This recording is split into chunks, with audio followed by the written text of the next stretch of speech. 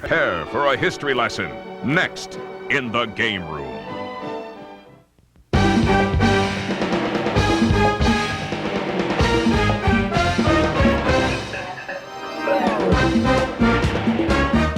Maple Leaf Gardens, 1931 to 1999. You're about to witness hockey history as the Toronto Maple Leafs host the Chicago Blackhawks in the final game at the Gardens. The Leafs move into a new facility next week, leaving behind an ice house for the ages.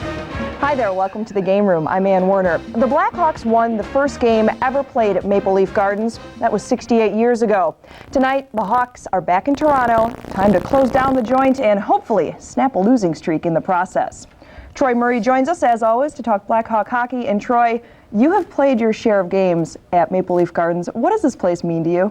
Well, first of all, when I grew up, I mean, as a kid, we had 3 channels in Canada. We had a French channel and 2 English-speaking channels. Every Saturday night, we would sit down with my family at 6 o'clock on a Saturday. We would watch the Toronto Maple Leafs play hockey every winter, all year round, all the time when I was growing up. This is the place that I most admire. I idolize the Maple Leaf Gardens. Tonight's an emotional game for a lot of the players on the ice. For me to see the last game of the Toronto Maple Leafs is very, very emotional for me also.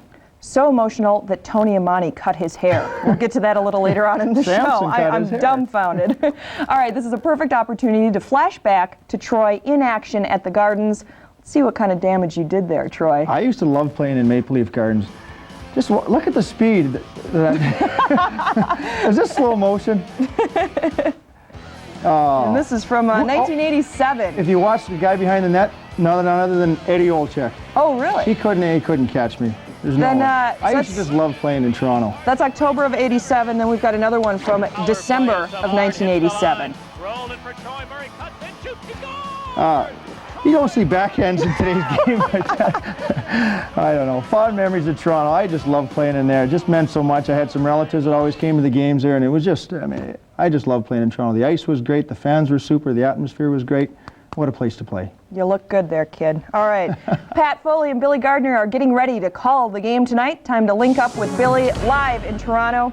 Hi, Billy. How you doing? I'm doing very well. Nice to be here. All right. Now, Billy, when you were playing, was Maple Leaf Gardens very kind to you?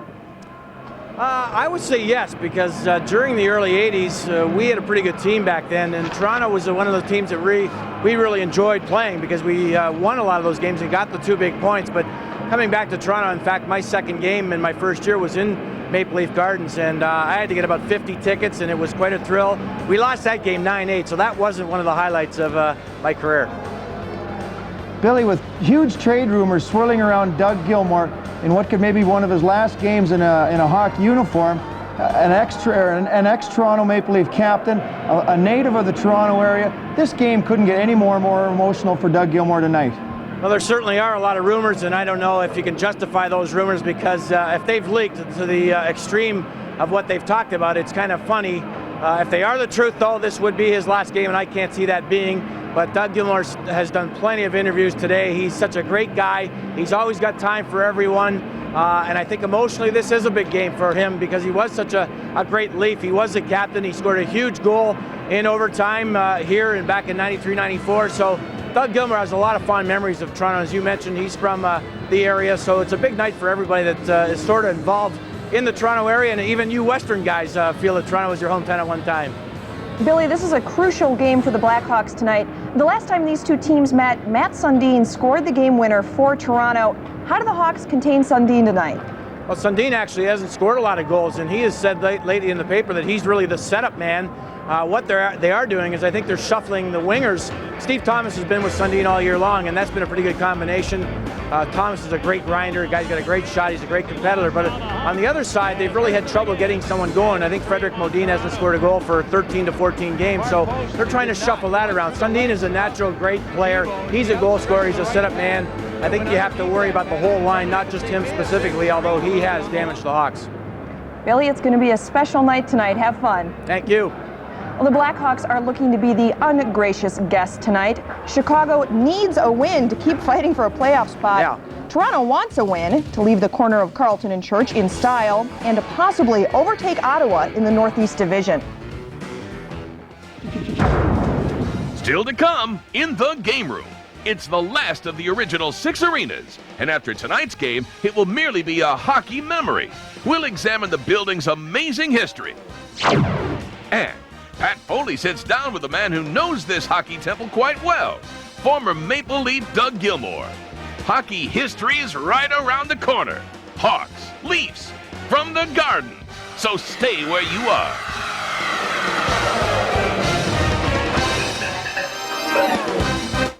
The Game Room was brought to you by the new Dodge. Test drive the future. The new Dodge. The first front-wheel drive minivan in America. The first to offer dual sliding doors. The first with roll-out seats. A minivan that since introduction has offered more innovations than any other. The new Dodge has a passion for bringing the future into the present and then making it affordable. With up to $1,000 cash allowance on Dodge Caravans. The future is waiting. See the friendly Dodge dealer near you for this limited time offer.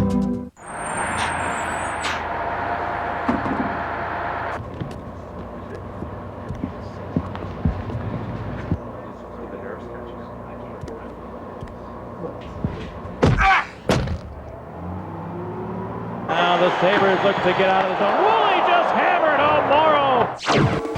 The Hawks look to send Maple Leaf Gardens out with a bang.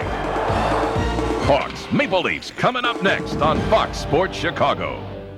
Why pay rent when you can own from just $625 per month? Ryland Homes presents townhomes priced from the low 100,000s in Grays Lake, Aurora, and Carpentersville. Designing homes for the way you live today, Ryland features professional carpentry from Lenny Zarek, quality home foundations carpeting supplied by Shaw Industries, and engineering and surveying services from Manhard Consulting. Own a townhome from just $625 per month. For more information, call Ryland Homes at 1-800-929-5062. Time once again for our Ferrara Pan Candy Atomic Fireball hit of the game. Wednesday night, Hawks hosting the Sharks. Todd White bangs Andy Sutton into the boards. Doesn't look like much until you see the end result. The glass pops out, creating a stir amongst the fans more than anything else. The Leafs moving into the new Air Canada Centre means Brian Hanley's going to have a new press box to supervise. Brian joins us now live from Toronto.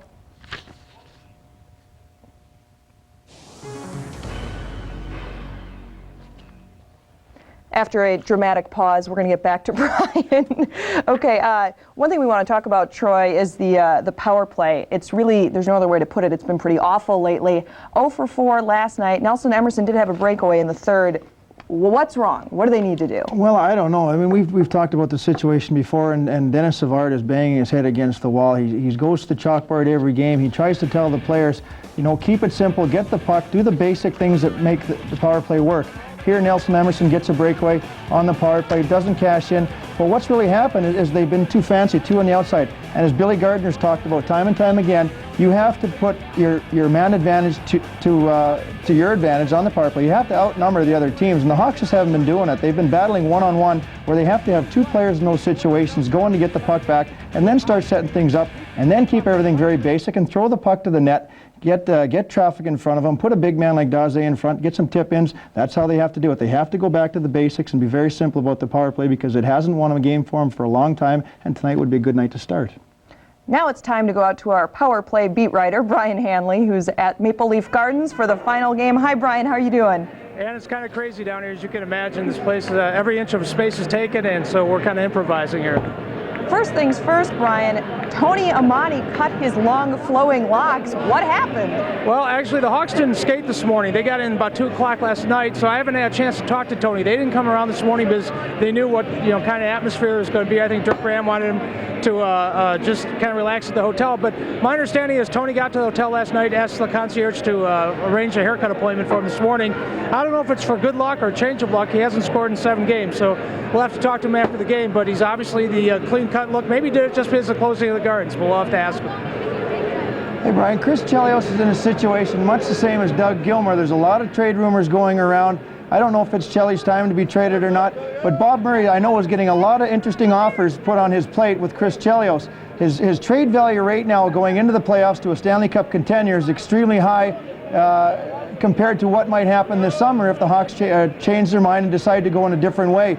What have you heard with Chris Chelios, and what's his attitude with everything that's going on with the Hawks? Well, I'll tell you what, Troy, the fact of the matter is Bob Murray just got back from Sweden. He's supposedly here tonight. We have yet to see him.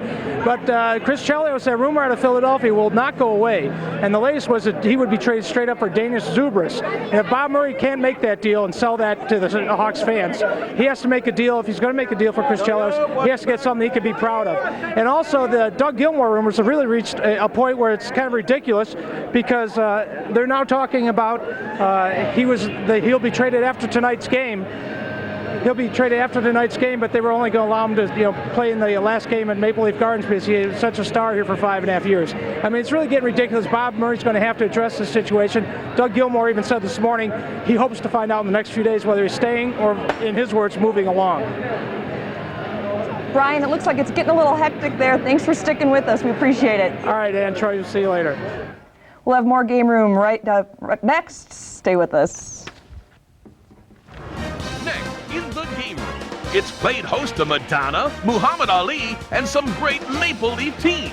When we return, Mitch Robinson will reflect on this hockey monument. Plus, the final game after 68 years of screaming fans. Hawks Leafs is just minutes away. Was brought to you in part by ATA. 25 years of great destinations, low fares, and priceless memories. On ATA, you're on vacation. Puerto Rico, miles of Caribbean beaches, clear turquoise waters, natural wonders, historical sites, sporting fun, and much more. And ATA makes it easy to get there with low fares and nonstop flights. Reach out to a whole new state of mind, body, soul, and wonder. ATA in Puerto Rico, an unbeatable vacation combination. Complete vacation packages available. Just call your travel agent or call 1-800-I-FLY-ATA today. This simple-looking device is the key to discovering your hidden potential. It can change the look and shape of every line and curve on your body. Because it's the weight, the challenge, and the secret behind one of the most effective fitness machines in the world. Introducing the Bowflex Power Pro. Bowflex uses patented power rod resistance to give you an incredibly smooth, natural feel for over 60 different health club quality exercises.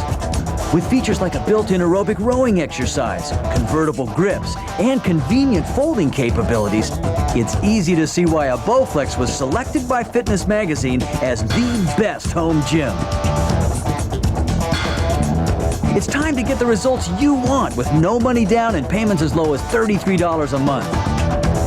Call right now for your free video and brochure and discover the look you've always wanted with the Bowflex Power Pro. On February 27th, Chicago Blackhawk Charities, Outback Steakhouse, and the Women's Board of Maryville present the 1999 Blackhawk Winter Ball at Maryville Academy and Des Plaines. This was the last hockey game played at the Old Bard on Madison Street, April 28, 1994. It was Game 6 of the opening round of the playoffs between the Hawks and Maple Leafs. Toronto won the series 4-2, so it's only fitting that the Hawks helped Toronto close the book on the most famous hockey arena in the world. Next Saturday, the Maple Leafs move into the $265 million Air Canada Centre. But the Gardens will not be destroyed. It'll remain as a historic landmark as well as a practice facility and event center. Mitch Robinson takes a closer look at the most legendary hockey arena of all time. The Toronto Maple Leafs came into existence on Valentine's Day, 1927. Conn Smythe took over the team and 4 years later built a state-of-the-art hockey arena on the corner of Church and Carlton known as Maple Leaf Gardens. The idea of building a $1.5 million facility during the dark days of the Depression did not seem too logical to the people of Toronto, but Smythe's project came to fruition, and in just over 5 months, the Gardens was ready for hockey. Opening night at the Gardens, November 12, 1931, saw the Chicago Blackhawks defeat the Leafs 2-1. But that didn't slow Toronto down. They went on to capture the Stanley Cup that year, led by the kid line of Primo, Jackson, and Conacher. The Leafs went on to win 10 more cups, the final one coming in 1967 with current Hawks Senior Vice President Bob Pulford scoring the game-winning goal in double overtime of Game 3. The Gardens has been the site of many firsts over the past 6 decades. It was the first NHL arena to paint the ice surface, helping fans and players follow the puck. The Gardens was the first NHL arena to provide fresh floods between periods. And it was the first NHL building to use plexiglass above the boards. But Maple Leaf Gardens was more than just a home for hockey. The building has been the site of numerous concerts, including the Beatles, the Rolling Stones, and Madonna, as well as a forum for politics, wrestling, and a 15-round slugfest featuring Muhammad Ali. The first NBA basketball game ever played also took place at Maple Leaf Gardens in November of 1946 between the New York Knicks and Toronto Huskies. The age of historical venues and legendary sporting arenas is on the decline. Fenway Park, Yankee Stadium, and Tiger Stadium, and of course Wrigley Field, are a few of the remaining traditions in sports, with the last of the original 6 hockey buildings giving its curtain call tonight. And it's only fitting that the Maple Leafs close the Gardens the way they opened it, against the Blackhawks. Let's hope that the Blackhawks can repeat their performance from 68 years ago. A victory at Maple Leaf Gardens. Thanks, Mitch. Most hockey players could fill a book on their experiences at Maple Leaf Gardens. Billy Gardner is going to do it all in about 60 seconds. Thank you, Ann. And tonight on the Lexus Inside Look, I'd like to talk a little bit about this beautiful place, Maple Leaf Gardens. I grew up in Toronto. I grew up with this great rink, and I also was lucky to play in Chicago with a great Chicago Stadium. So let's take a look back at some of the great players for Chicago and what they did at Maple Leaf Gardens. Dennis Hall, Stan Mikita. Dennis Hall with the rebound on the Mikita shot, a terrific wrist shot he did have, and that was back in 1974 when hockey was still fun. And in the 80s, nobody dominated like Dennis Savard at Maple Leaf Gardens. A great spinorama move, got the puck to the net, followed it up with a goal, and he also had a patented little mustache through the 80s. Looks a little bit different. Steve Larmer was his line mate for many years and a great player and loved playing at Maple Leaf Gardens. How many times the big slap shot was a goal? Well, it did happen a lot of times. And you know how many times? Well, it happened 30 times, and he tied with Wayne Gretzky for the most goals since 1979-1980 in points. Wayne Gretzky, Steve Yzerman, then Dennis Savard with 66. Not bad through the 80s and through the 90s. That's some of the old folk at some of the old building here, Maple Leaf Gardens. That's it for the Lexus Inside Look. Let's go back to the studios. Thanks, Billy. The place to be tonight to watch the game is Stanley's Kitchen and Tap over at the corner of Lincoln and Armitage, and that's where our Mitch Robinson's hanging out. Mitch, what's happening tonight? Well, Andy, let me tell you, it's going to get crowded here. Come on down. We're giving away a bunch of stuff. It is Fox Sports Chicago, Playboy, Miss May, Deanna Brooks joining us here tonight, signing autographs. Deanna, say hello to everybody. Hi, everyone. Deanna, also, we're giving away Heineken stuff. It's going to be a big night. We'll be here through the first and second. We'll go live. We'll be here through the second and third intermission. We'll be live again. And Deanna, you wanted to? I want to make you a Playboy so that we can officially start. So here you go, Mitch. I am officially now a Playboy. And we'll be here all night. Come on out. Mitch, I'm sure you will be there all night. Okay, thanks. We're going to hear more from Mitch at the first and second intermissions, and he'll introduce us once again to Miss May, Deanna Brooks. Stay with us. Coming up in the game room, he called the Gardens home for 6 years. Doug Gilmore shares his memories when we return.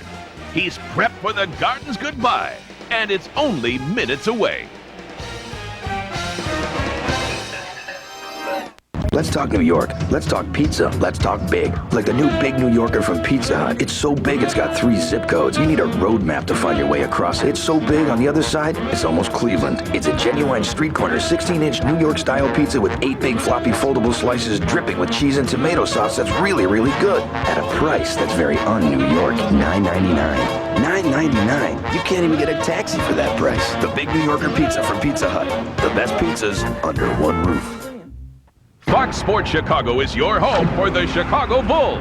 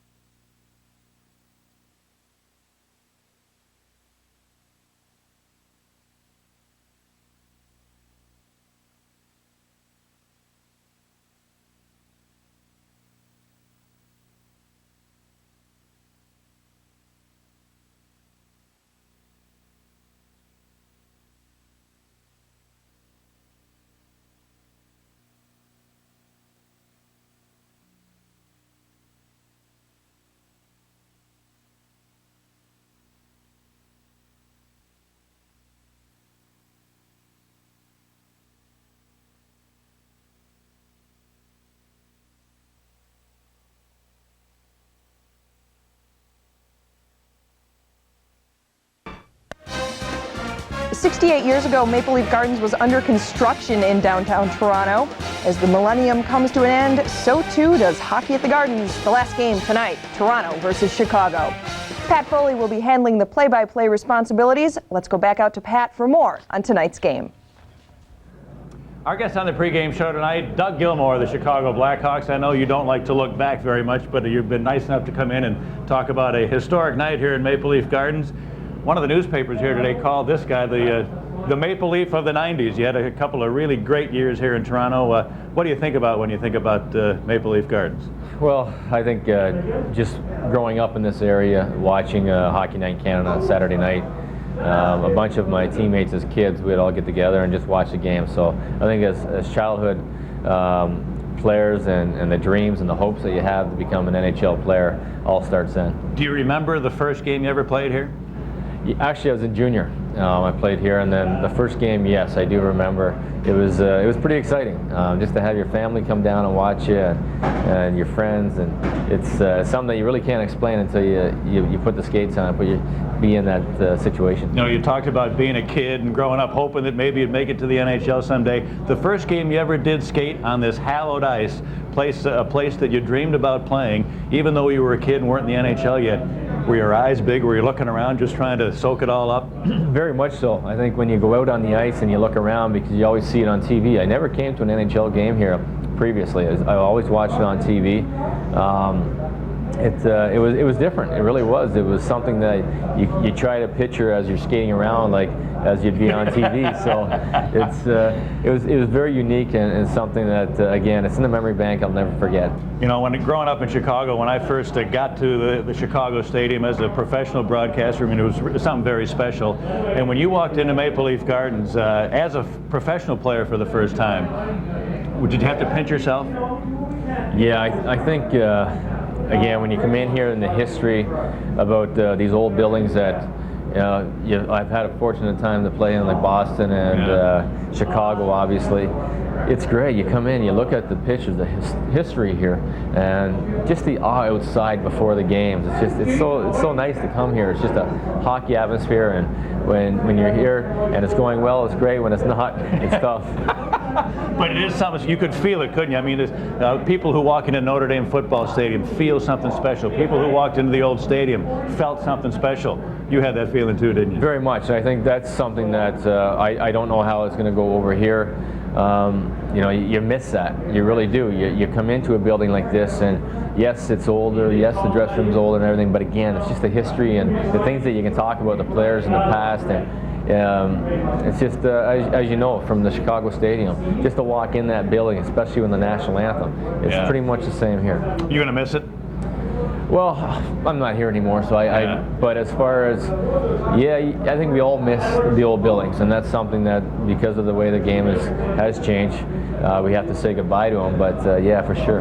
The Maple Leaf of the 90s will try to put a dagger into the Maple Leafs of the late 90s as a member of the Chicago Blackhawks. Thanks for coming in tonight. Thanks, Pat. Doug Gilmour on our pregame show tonight. Thanks, Pat and Doug. Great to hear from him. We're getting set to drop the puck at Maple Leaf Gardens. Stay with us. Next, in the game room, the Duke shares his thoughts on the history of the building and how his team can close it the same way they opened it, with a victory. The farewell to this piece of hockey history is just moments away. The game room is brought to you by the new Dodge. Test drive the future, the new Dodge.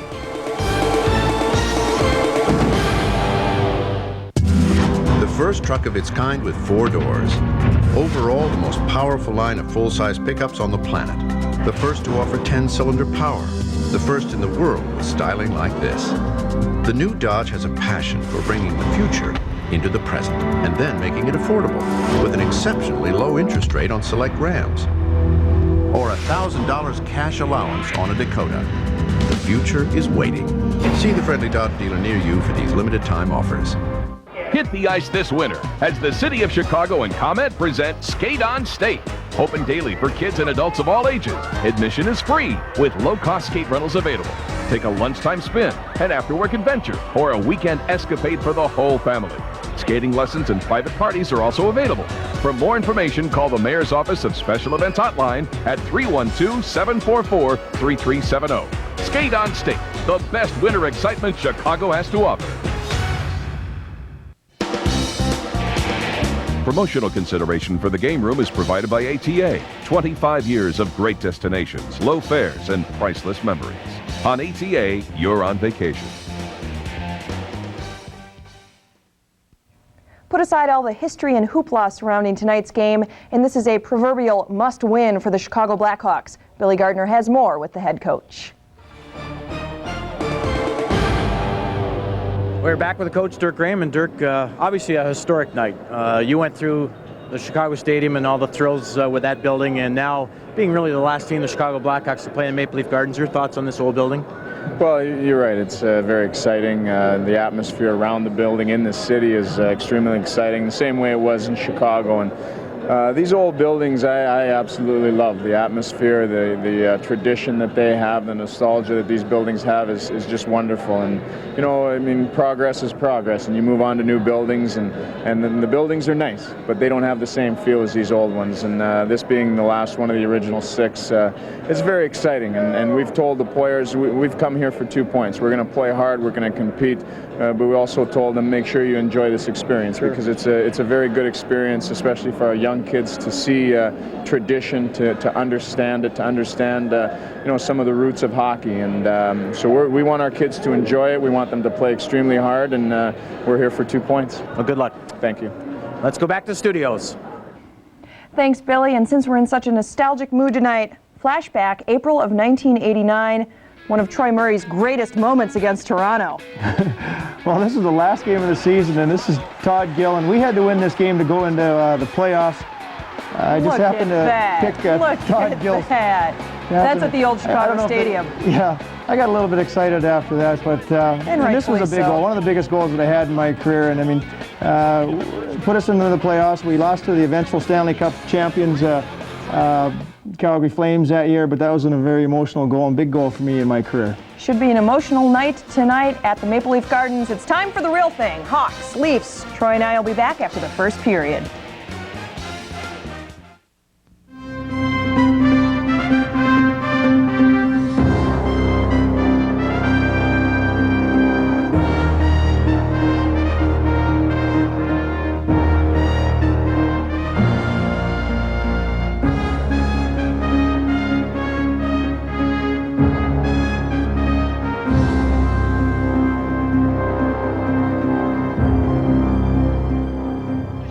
From the goal, and a sparkling save by Glenn Hall.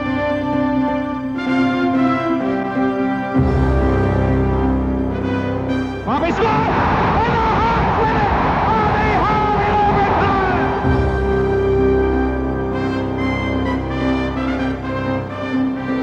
Here's Savard. Look at the move, he scored! Dennis Savard!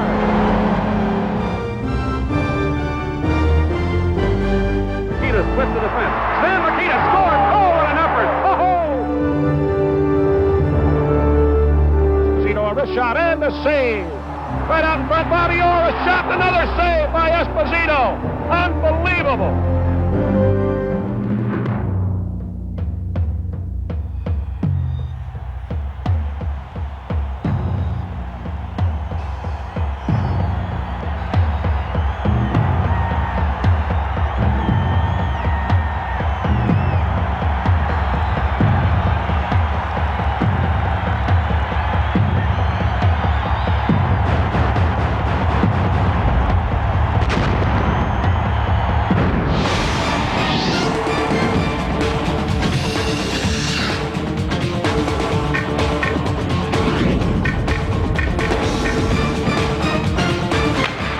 November 12, 1931, Maple Leaf Gardens opened its doors to become one of the NHL's elite buildings as Toronto hosted the Chicago Blackhawks.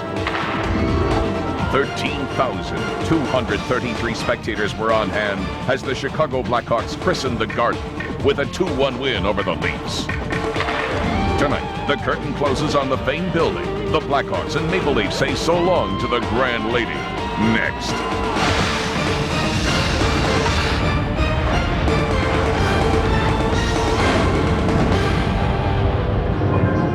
For 68 years, historic Maple Leaf Gardens in Toronto has been the centerpiece of hockey in the great country of Canada. Tonight, it witnesses its final NHL regular season game.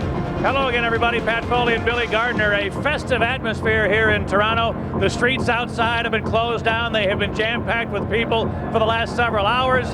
A historic night tonight. It's fun to be a part of it. We're going to get a lot of memories from this Ontario boy about his roots here in this area, but it's a special place. Well, it always has been, and people talk about the Montreal Forum, but I think you have to look at the fact that Ontario, where it is in the country of Canada, everybody west of Ontario was a Toronto Maple Leaf fan. So I think that's the majority of people, and they grew up with the Toronto Maple Leafs, and it is such a great place.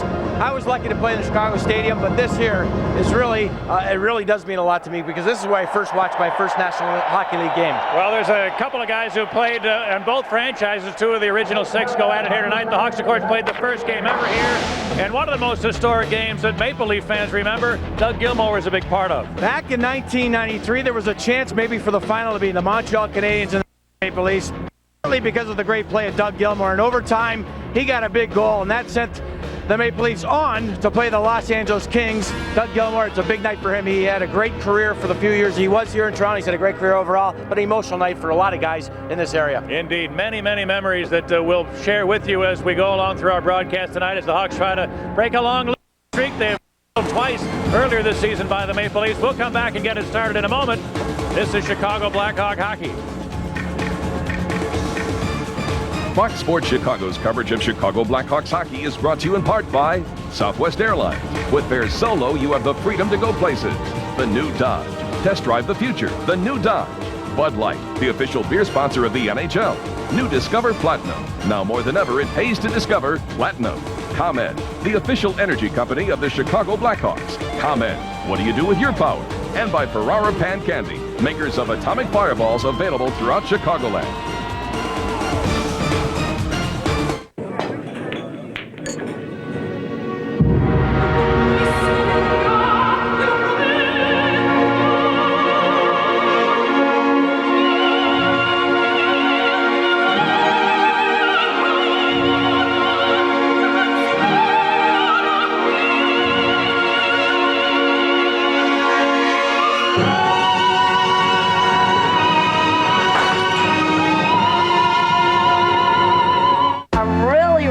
Like to shop. Americans love value. That's why it's easy to spot a Chevy Malibu owner. I shopped a lot before I bought the Malibu. When you're 6'4", you need a lot of leg room. And I don't have to take it in to get a tune-up for 100,000 miles. You see, Malibu has the features people want. Power steering, air conditioning, airbags, as well as the analog brakes. For a lot less than Camry and Accord. The Malibu is an excellent value. It feels great to get a lot for your money. The car you knew America could build. Malibu. Genuine Chevrolet. Overtime. That's what your motor oil's doing after 3,000 miles of severe driving, okay? As you put off changing it until your protection's as bad as a bunch of figure skaters defending the goal. Talk about engine abuse. That's why there's reformulated Quaker State, for protection beyond 3,000 miles under any driving conditions. It's been tested, and unlike them, it works. How's that for overtime insurance? Reformulated Quaker State for protection beyond 3,000 miles. Now available at Murray's Discount Auto. Hiya, Joan. Looks like snow. Really? People think the snowiest U.S. city is in Alaska. Like many people think Mercedes-Benz are not ideal for winter driving. But the C230 compressor with standard traction control is great for all types of weather. In Chicago, Denver, Boston, or Rochester, the actual snowiest large city in the U.S.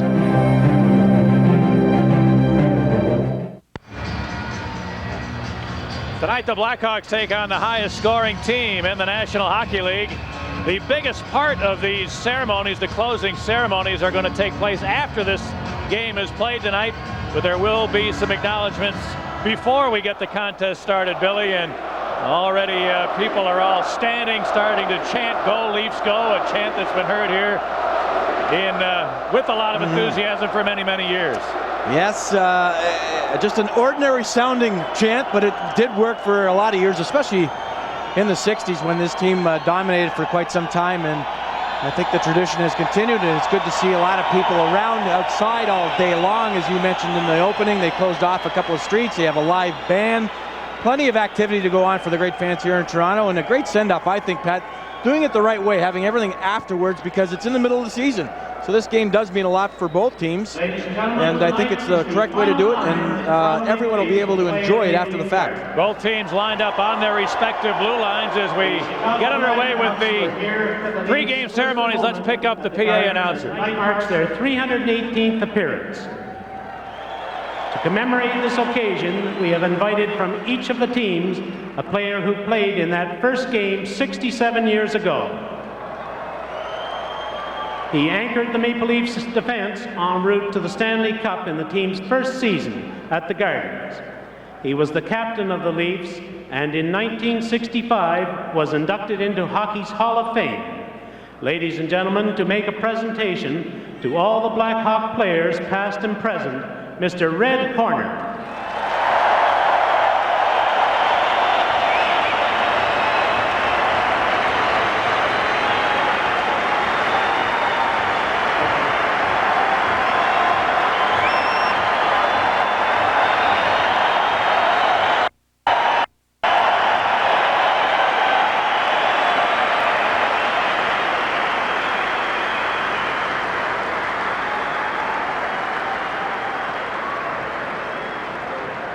He had a 17-season NHL career, all with the Blackhawks. He played on 2 Stanley Cup winning teams, scoring the winning goal in overtime in 1934. But much more than that, 67 years ago, on November 12, 1931, at 2:30 of the first period, he scored the first goal in Gardens history. Ladies and gentlemen, with that very puck, the same puck, that was dropped to start the very first game at Maple Leaf Gardens, please welcome Mr. Harold "Mush" Marsh.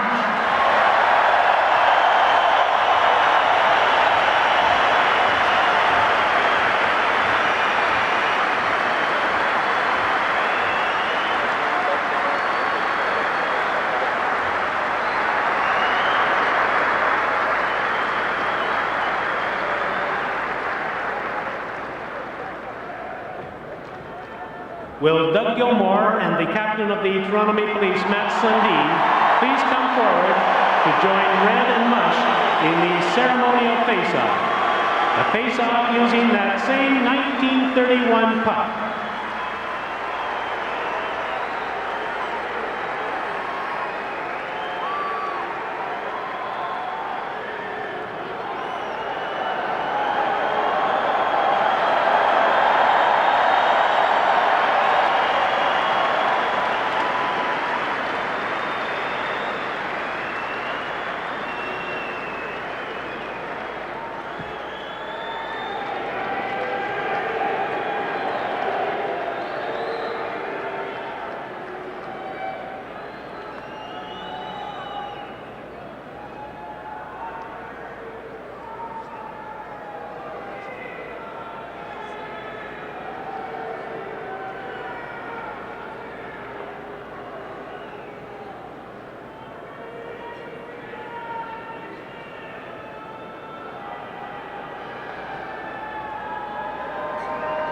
Ladies and gentlemen, will you please rise and join Michael Burgess and the St. Mark's Choir in the singing of our national anthems. Oh, say, can you see by the dawn's early light what so proudly we hailed at the twilight's last gleaming, whose broad stripes and bright stars through the perilous fight o'er the ramparts we watched were so gallantly streaming, and the rocket's red glare, the bombs bursting in air, gave proof through the night that our flag was still there. Oh, say, does that star-spangled banner yet wave?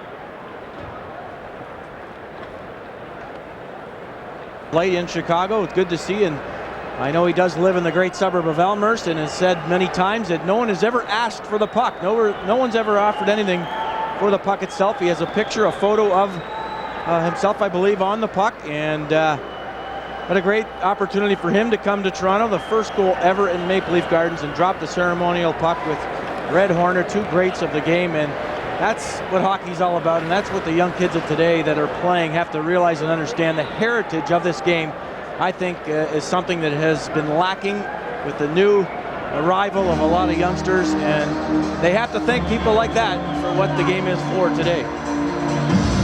Well, there's no doubt about it, and Dirk Graham certainly wanted his players to be involved and witness this historic event here tonight. And one unusual thing that happens here, Billy, in this arena, they've got a laser show that they use before the game, and to make everybody see the lasers, they fill it up with, it's not smoke, but there's a haze that hangs over Maple Leaf Gardens. Purple haze. Well, I hope not. Well, Jocelyn Thibault gets the nod tonight for the Chicago Blackhawks. He has been the workhorse, no doubt about it. 9 wins, 19 losses, the goals against of about 2.68, a save percentage just over 91. And at the other end, what a story. Curtis Joseph, 24 wins, leading the league, 15 losses, 3 ties, 2.76, and a save percentage just about 90. All sorts of exploding flashbulbs as the opening faceoff is dropped, and here it is, cleared into the Leaf zone. Gilmore in the corner, centered. It came through to the near side, and Todd Warner starts back for Toronto. His lead pass sailed away from Steve Thomas. Came to the near side, and Chelios rolling it up the boards out to center. Now bouncing back into Chicago territory where Chelios blares through the smog to clear it up the left wing boards. Olczyk has it. Goes rink wide for Gilmore, and he dumps it in there. Bounce right toward the slot. Markov missed it, and finally the Leafs are able to control. Berard got to center. His pass stolen. Here's White back in over the line. Shoot! And that one deflected wide. Chased down by the Leafs, Derek King, who cleared it up the near side. And Berard failed to connect on a pass that slides the length. The race is on for icing. It is. Icing as Allison just barely able to touch up first. The officials tonight, a single referee to handle this game. It is Bill McCreary. The linesmen are Dan McCord and Ray Scampanello. As a veteran crew gets the honor of handling the final game in Maple Leaf Gardens. I wonder how many games Scampy's been a linesman here in Toronto. I can remember watching him as a kid. He's been around for quite some time. Pat Quinn's team really up to, I guess you'd say, a little bit of a sloppy start, maybe a little bit nervous. Did not play well against Carolina on Wednesday, a 6-5 losers, and they've had a little bit of a struggle in their own zone. Pat, you mentioned the number of goals they do have, but they've also given up the most out of the top 8 teams in the National Hockey League, something they've worked on, and the Hawks have to take advantage, try to play positive hockey, play in the Leafs' end, and they'll get their opportunities. The draw to the left to Joseph, and here it is to Allison at the line. A long clip shot never got through. White chipped it to the far corner. Kilger put it back to the net. Sullivan tries the near side, and then King reversed it. Once more, Steve Sullivan for Toronto, who's been hot of late. 4 goals in his last 3 games.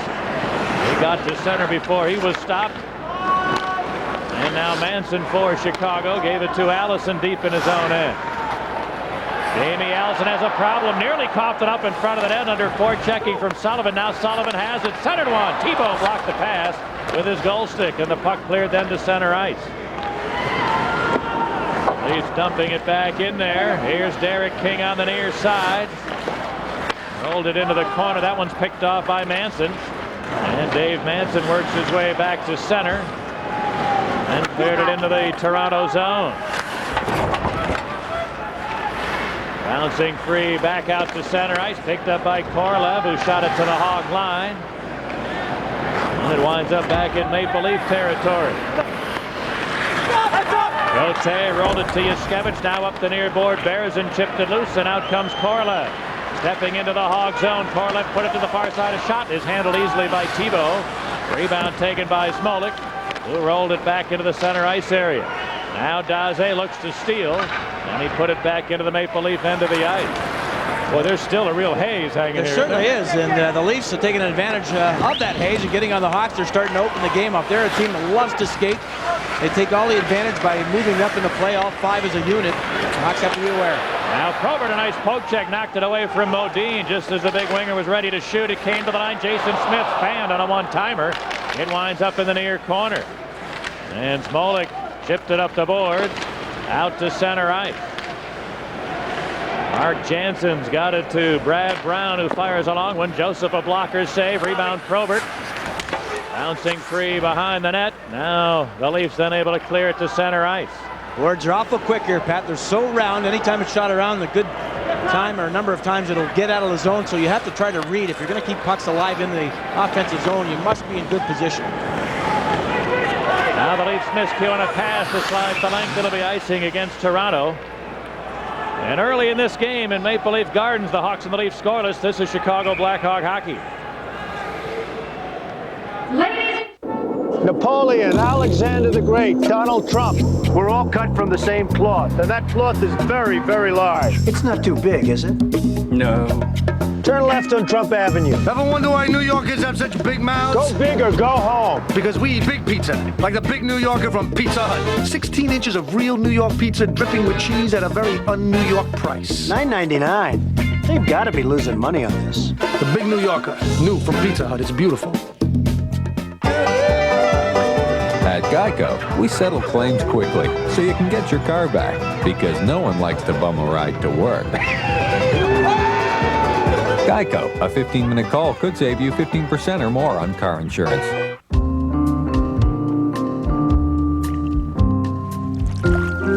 Paying too much for car insurance isn't any smarter. Geico, a 15-minute call could save you 15% or more on car insurance.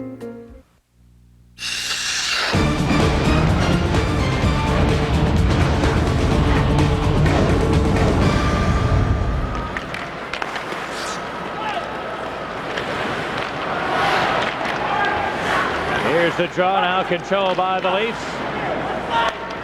Picked up by Brian Berard, who sidesteps a hit, then shot it into Chicago territory. Thibault out to swat it to the near corner. Now Chris King after it there, but failed to corral it cleanly, and Chelios put it up the right side to Amati. Tony Amati's pass hit the backside of Gilmore, and that took care of that Hawk rush. It winds up deep in Chicago ice. Gilmore looks for Emerson along the boards. His pass deflecting to the deep slot. Now along, great shot. Tip. Oh, good save by Thibault on a vault redirection. Into the near corner it goes. Dug out by Domi. His pass went to the line. A long flip shot. Never got through. And out comes Gilmore. Gilmore ahead for Amati. He cuts to the net. Shoots one. And a save. Rebound. They score! Amati picked up his own rebound. And after a scoreless drought of several games, Tony Amati dents the net, making it 1-0. Tremendous transition for the Hawks as the Leafs had their chances in front of Jocelyn Thibault. He made a pretty good save on a redirection, and the Hawks picked the puck up, and Tony Amati, for some reason, looks like he's got a new head on. His hair is gone, and the luck has changed for Tony Amati. A great clearing pass by Doug Gilmore, a quick shot, and following up is Amati. He gets his own rebound, banks it in past Brian Berard and Curtis Joseph. Good speed by Amati, a high shot, not handled by Joseph because it was off the shoulder. He followed up and just banked it back into the net. A big goal for Tony Amati and his new hairdo. Tony Amati, Doug Gilmore. Amati from Gilmore at the 4:18 mark. Amati's 28th goal of the year. And the Hawks grab the early lead. Here's Brad Brown deep in his own end. Looking for Morrow. He lost it at Thomas, back of the net. Now it came free to the near side where Kilger chipped it back to the Maple Leaf line. Dmitry Yushkevich clears it out to center, and Matt Sundin dumped it in. Thibault careful with it, swats it to the near corner. Now it came loose along the boards, and White lost it to Sundin, but his pass deflects back to the corner. Todd Warner rolled it in deep. Now it bounced back to the near side where Thomas stick handles along the boards. Tried to feed Sundin, who's really lit up the Hawks this year, but this time White knocked it away from Sundin. And out it comes to center where Kilger moves in over the line, and the play is ruled to be offside. You mentioned Tony Amonte getting his 28th goal, and he does have a new helmet. I wonder if that's a little bit loose because of the mop he had last night coming into the hotel, asking if he could find a good place to get his haircut. And Ty Domi had a chuckle over Tony Amonte, and I think Ty Domi was saying, listen, my lid's awful big. Now with your haircut, it wouldn't fit on your head. But a good little talk to against each other. Amonte with a couple of slashes to the pants of Tony Amonte. That was during the warm-up. No calls were made. Here's the draw now, taken by Sullivan in his own end, has a problem, lost it back of the goal to Olczyk. And Olczyk tried to slip it in front, it didn't get there. Now LaRue in behind. He threw it toward the slot, but it deflects. And the Leafs able to steal. Mike Johnson motoring back to the Hawk line. Johnson up the right side. Manson put him right on his backside. Into the corner it goes. Derek King jammed it loose to the deep slot. A backhander and a save by Thibault. On the attempt from Johnson. Into the near corner is King. Centered one right in. Sullivan, he shoots. And a save by Thibault. Rebound King. And he had it roll off the end of his stick and flutter wide. Finally Olczyk came up with it, and he'll take an icing call here. Good chance for one of the hottest Leafs. Steve Sullivan has put the puck in with regularity as of late, and a great play to start the whole rush off. Dave Manson on 1-on-1 with a pretty good speedster, Mike Johnson. He takes Johnson out of the play, and the back checkers must come back to help out. A solid check. Johnson goes down in a heap, but the play continued for the Leafs. They were the first to get on the puck. Manson using his upper body strength. Johnson a little bit off guard. And a great backhand pass by King. Sullivan in the slot, and a perfect place to shoot from. Thibault came way out, went down low, and made a beautiful save. Sullivan's had a couple of chances as of late. I think he's got 8 goals in his last 11 games. He has been tremendous. Getting more ice time. The speedster was in the trade for Doug Gilmour with New Jersey going back a few years. Face off to the left to Thibault. 1-0 in favor of the Hawks with 6 minutes gone by in the first. Here's the draw. Reed Simpson vacated the zone before the puck did. As a result, the Leafs keep it in. Now back to the near side. Simpson able to pick this one up and dumps it in, hoping for Probert. Into the far corner goes Probert. Jammed it loose to the near side. That one stolen away by Karpatsev, who clears it to center ice. Here's a long slap shot that hit Laflamme. Bouncing to Probert up left wing. Kicks to the stick. Cuts toward the net. Tried to shoot. And he shot it wide. Rebound. A shot to hit the side of the goal, I believe, from Simpson. Now another chance. He scored! Reed Simpson on his second chance. He had a shot that appeared to hit a Leaf leg and dribble into the net. 2-0 Chicago. And this line has been very good the last couple of games since Dirk Graham put them together. Reed Simpson with his first goal of the year. Strong play by Bob Probert, kicking the puck up to his forehand and staying with the stride and getting a shot off even though he was hooked. It misses the net, but the Hawks follow up. Good play by Simpson on a little spinorama. He shot, hits the side of the net, and Bob Probert taking 2 Leafs, and who's back right there in the slot? Reed Simpson getting his own rebound off the side of the net and fires a high, hard one to the glove side of Curtis Joseph, and it is a beautiful shot through some traffic, and the Leafs having their problems defensively. 4 guys in a line right in front of their goaltender. Probert and Laflamme get the assists on Simpson's first of the year at the 6:41 mark. And now the draw cleared to the center ice area. Bouncing around there to the Leafs. In over the line, Sundin made a drop pass. Warner. He rings it back around the board. Sundin centered, knocked away from Thomas. And the Hawks, Smolik able to roll it to the neutral area. The Leafs then move back in offside. So a marvelous start for the Chicago Blackhawks here tonight as the Leafs try to close out their old building on a positive note. But early on, it's 2-0 Chicago. This is Chicago Blackhawk hockey.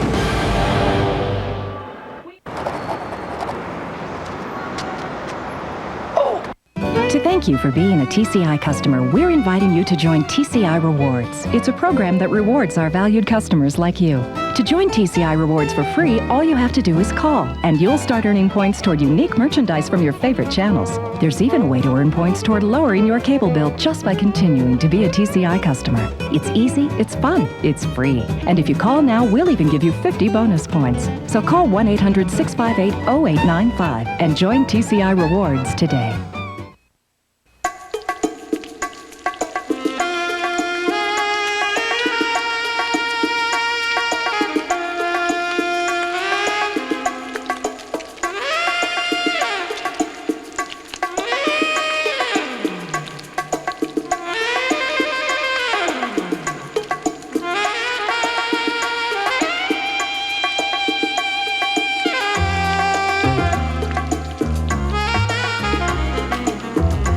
Watching Fox Sports Chicago.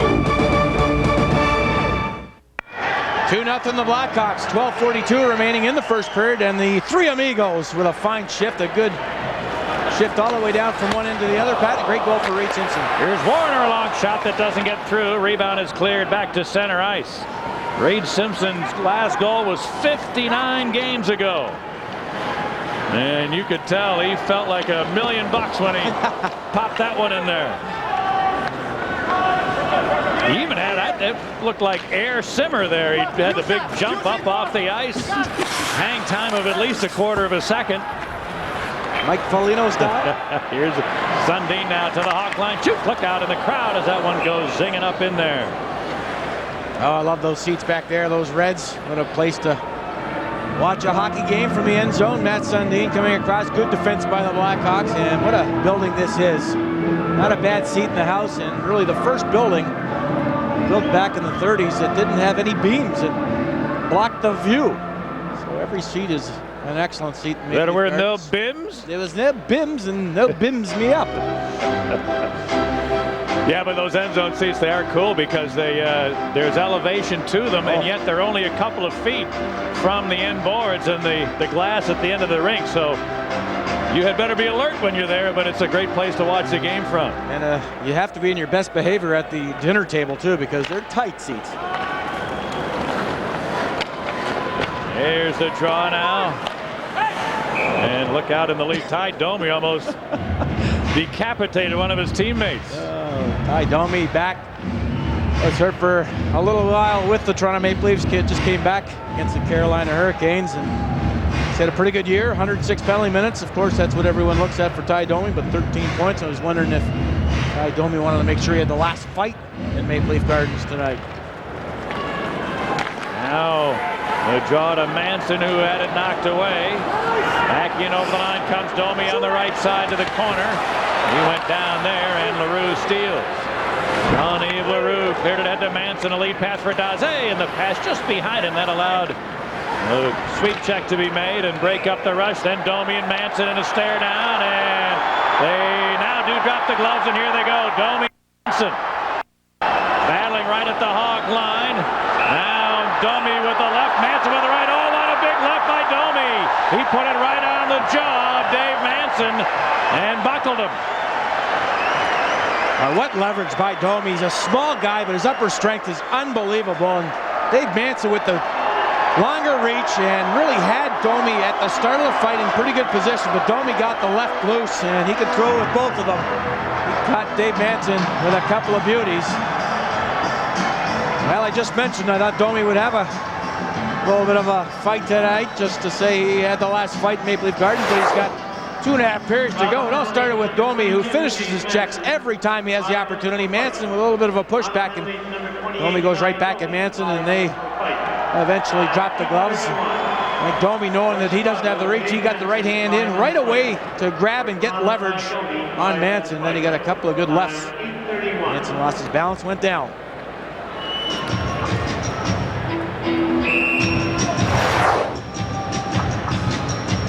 So So each man gets a 5-minute fighting penalty. And the Hawks with a 2-0 lead here as we near the midpoint of the opening period. Much better lead than 1931. They only had a 1-0 lead when Bush Marsh got the first goal just over 2 minutes into the game. Back then, I believe only 9,000 seats, so Pat. Now they're up to 16,400. Well, if there were only 9,000 people here, it wasn't because it was too expensive. The most expensive seat for that opening game was $2.75. Here comes Steve Sullivan with a drive.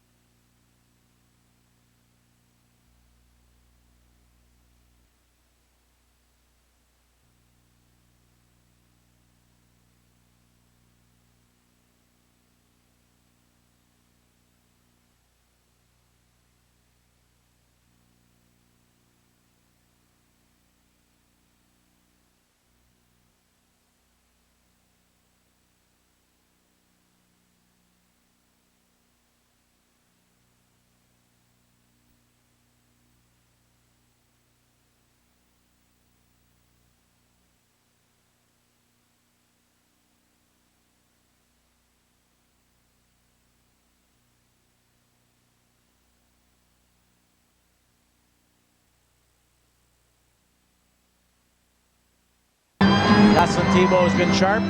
Steve Sullivan, a right-handed shot, does a little pirouette, skates backwards with the puck in a good situation. But the Leafs through the neutral zone are very quick. Nice little play to the right side, springing Sullivan across. King goes to the net, and Sullivan moving backwards just lets one rip. Very low shot, just may have grazed the pad, and then hit the post. One thing a goalie doesn't like is a stick that's sticking out, maybe to redirect it. And Mark Jansen's had a stick right in front, although I don't believe it hit his stick.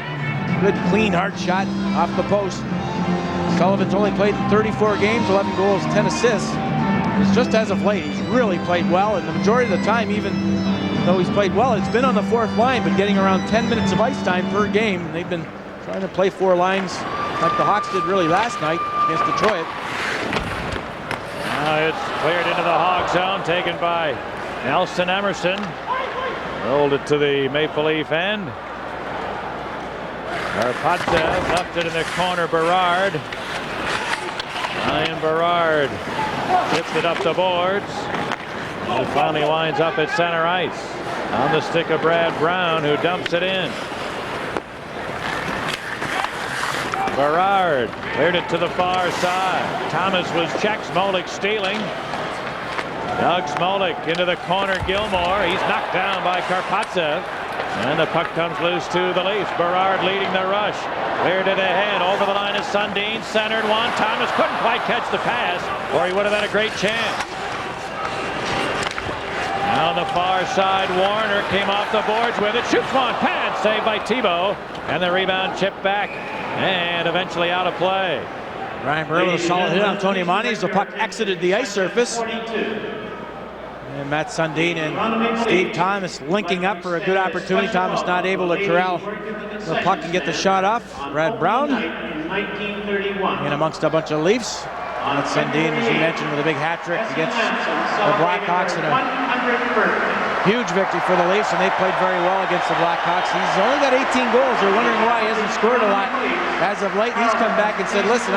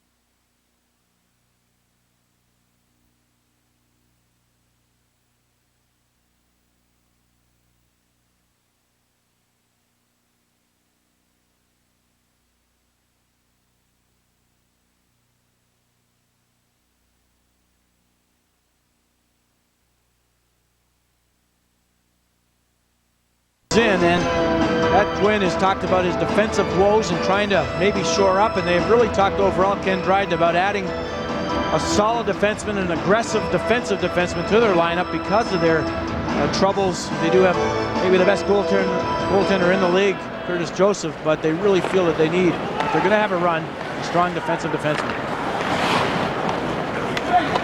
You know, I was talking about opening night here, the first game ever in Maple Leaf Gardens, and the most expensive seat was $275.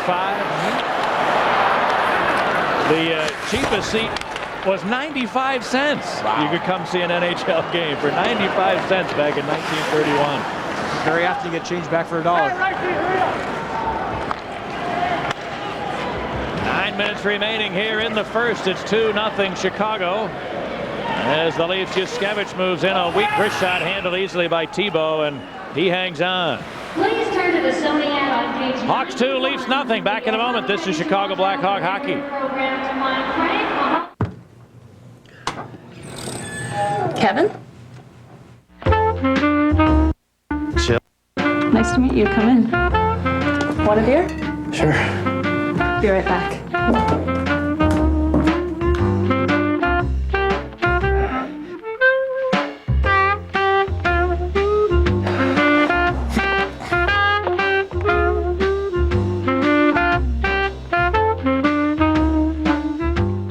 VIP, America's #1 new action show, wants to get your motor running. Watch VIP every weekend and enter the VIP Get Your Motor Running sweepstakes. You could win a cool new 1999 Mazda Miata 10th Anniversary Edition. For details, pick up the February 12th Sports Illustrated swimsuit issue or log on to www.vipsweepstakes.com. Get your motor running with VIP and Mazda today. Check your local listings for time and station. Fans, tickets are available for the February 17th game versus the Vancouver Canucks. Call Ticketmaster for tickets at 312-559-1212. 8:44 remaining, 2-0 the Blackhawks, and Vladislav Tretiak back in town to help the goaltenders. Worked with the goaltenders before going down to Indianapolis, and Jocelyn Thibault in awe, and well, he should be, learning the most you probably could ever learn from a great goaltender. And boy, did he play a big game in here back in '72.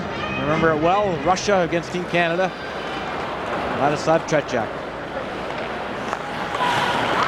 Here's the draw now, controlled by the Hawks.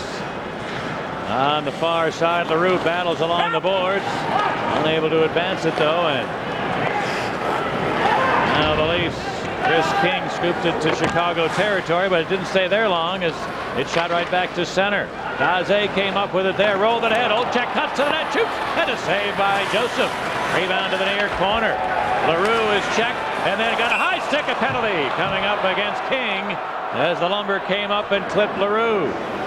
Chris King with the high stick, but a good play by the Blackhawks in the neutral zone. And the Leafs are a great team in the neutral zone. If you can get on them quickly, though, and force them to turn the puck over, the Leafs will be victimized. And they did get a shot at Olczyk, had a fine shot, and LaRue coming back into the corner to get the puck, and Chris King with a high stick right off the shoulder and into the mug of LaRue.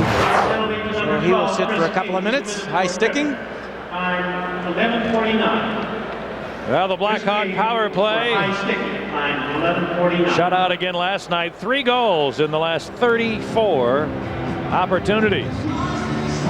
And the Hawks with 33 power play goals all season long in 54 games. All of a sudden, too, Pat, dropping to 16th, and that's, of course, if you don't score, you're not going to move up the ladder. One time round 10th in the top 10. Now it's cleared into the Toronto zone where the Leafs play a little keep away, trying to take some time off the clock. And it's dumped back into Chicago ice. Taken by Gilmore. Doug Gilmore, who once had 6 assists in a game here in Toronto. Bounce one ahead, just out of the reach of Emerson. And his pass then came to the near side. At the line, LaFlamme, his long shot. Good save by Joseph through traffic. Rebound to the Leafs. Korolev, and he clears. Now Tony Amonte sending Gilmore to center. Gilmore works his way in over the line. Chipped it into the near corner. Amati with it, turns behind the net. Tony Amati put it to the line. Gilmore to the near point. Chelios, his long wrist shot into the glove of Joseph, and he holds it. The Blackhawks getting possession of the puck and moving around the perimeter. You mentioned Doug Gilmore. He's manning 1 point, and you know what the date was? Yeah, I wanted to mention that. I just didn't have time, but it's interesting. 6 years ago tonight, February 13th, 1993, Doug Gilmore in a 6-1 victory had all 6 assists. It's a huge mark for him. That was against the Minnesota No Stars back then. But Doug Gilmore now playing the point with Chris Chelios. And he has a lot of great memories back in Toronto. Had a couple of excellent years offensively. Oh. He still holds their record. He had 127 points one year. No Maple Leafs ever had more than that. When Dougie Gilmore was here in Toronto, he could have run for mayor and won in a landslide. Here's a chance for Morrow! And a diving save by Joseph. Rebound to Chelios. Fire, tip, and a save by Joseph again. Rebound to the near side, and the Leafs clear. Now, things can happen when you win faceoffs cleanly, and the Blackhawks on the power play were able to win the faceoff, and that adds so much to the offense, and they had their opportunities. Ethan Morrow, good play to the net. Todd White over the line, far corner to Kilger. Half a minute for the Hawk power play now. It's shot to the near point, Chelios. He put it up the boards, White. Back to the line, Chelios. Over to the far point. Gilmore trying to hold it in. Finally, it's knocked away, and Warner cleared it.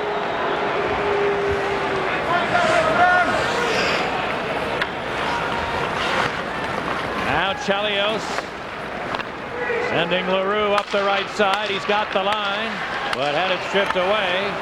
Now the Leaf penalty over. Both teams are at full strength as Steve Sullivan works his way to center ice. Sullivan put it to the near board. Derek King over the line, cuts in center. Sullivan hit the post. The second time in the period, Sullivan hit the goal post. Now out to the line it goes. Here's a long slap shot. Tebow fought it off, and the rebound is chopped to the corner. King after it there lost the handle, and the Hawks clear it back the other way.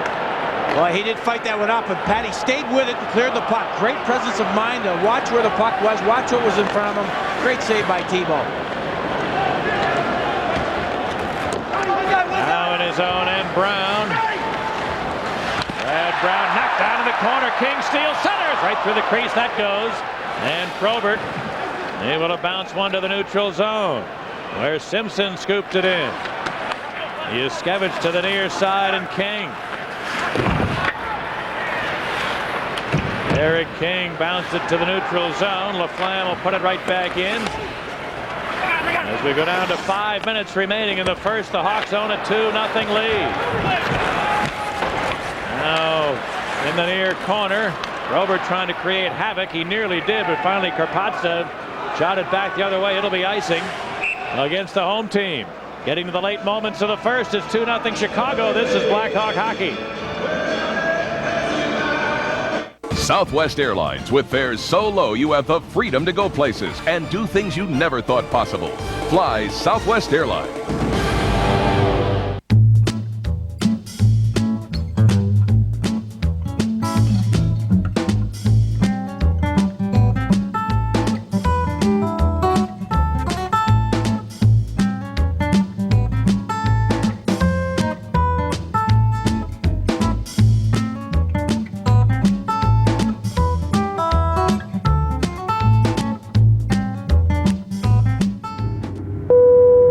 Free to move about the country. You are my sunshine. Go for it, Ben.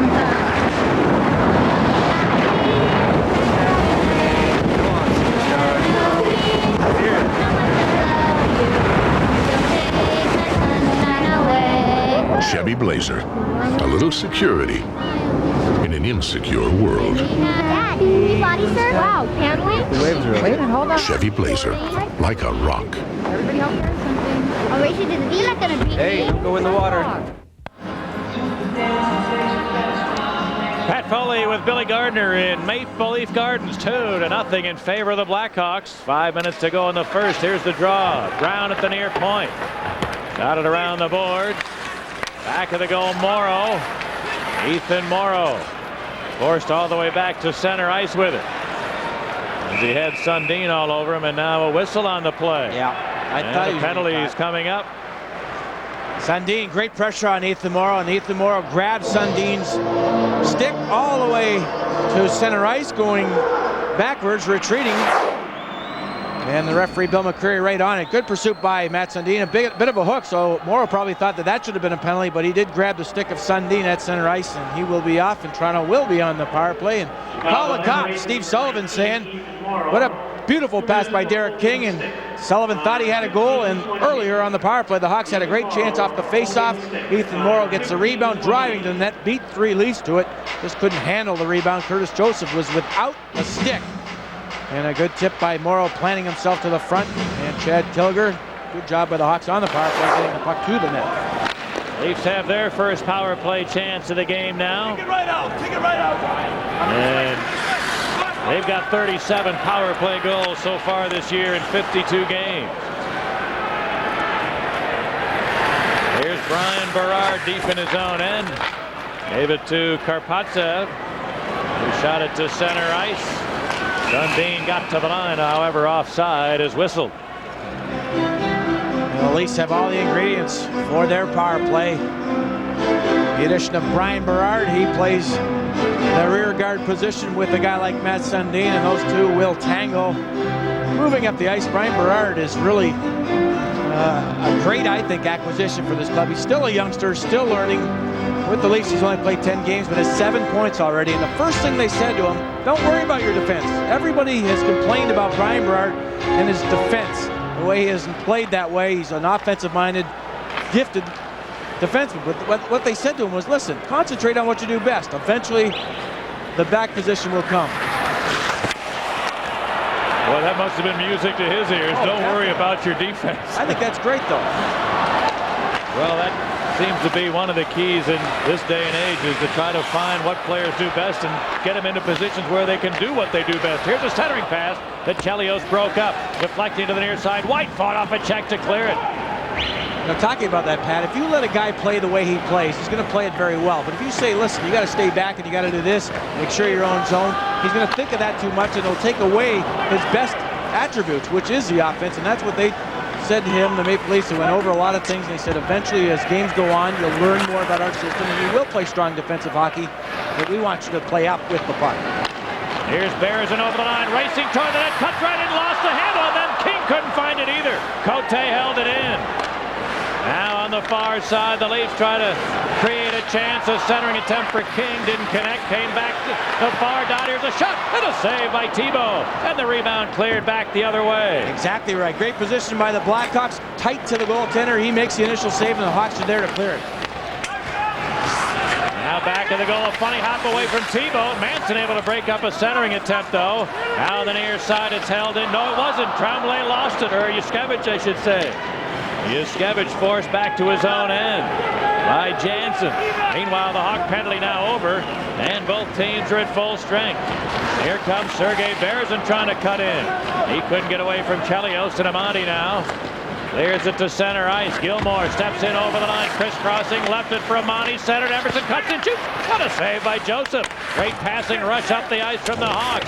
All three touching the puck, and Emerson had a pretty decent chance at the end of it. Now Amati nearly steals, but finally it's Berezin coming out. Sergei Berezin over the Hawk line, stick handling neatly, then shoots. Good save by Thibault with a blocker. Rebound to the near corner. Dug out of there by Modine. Centered, Warner kicked it toward the net. It winds up back in the near corner. Brown chipped it up the boards and not out. Came loose on the near side. Warner to the corner. Spins away from Gilmore. Todd Warner threw it all the way across. And then it shot in behind the goal. Finally, the Hawks able to recover and clear it to center ice. Sustained pressure by the Leafs, moving the puck quickly and rather nicely. The Hawks a little bit tired, wanted a change, and that's the right thing to do when they got possession. Make sure it gets all the way out. Here's a lead for Gary Valk, but he couldn't find the handle. And it's clear to the Maple Leaf line. With 1:10 remaining in the opening period, 2-0 in favor of the Hawks as Kilger steals, centers. Here's a shot, and White missed the net.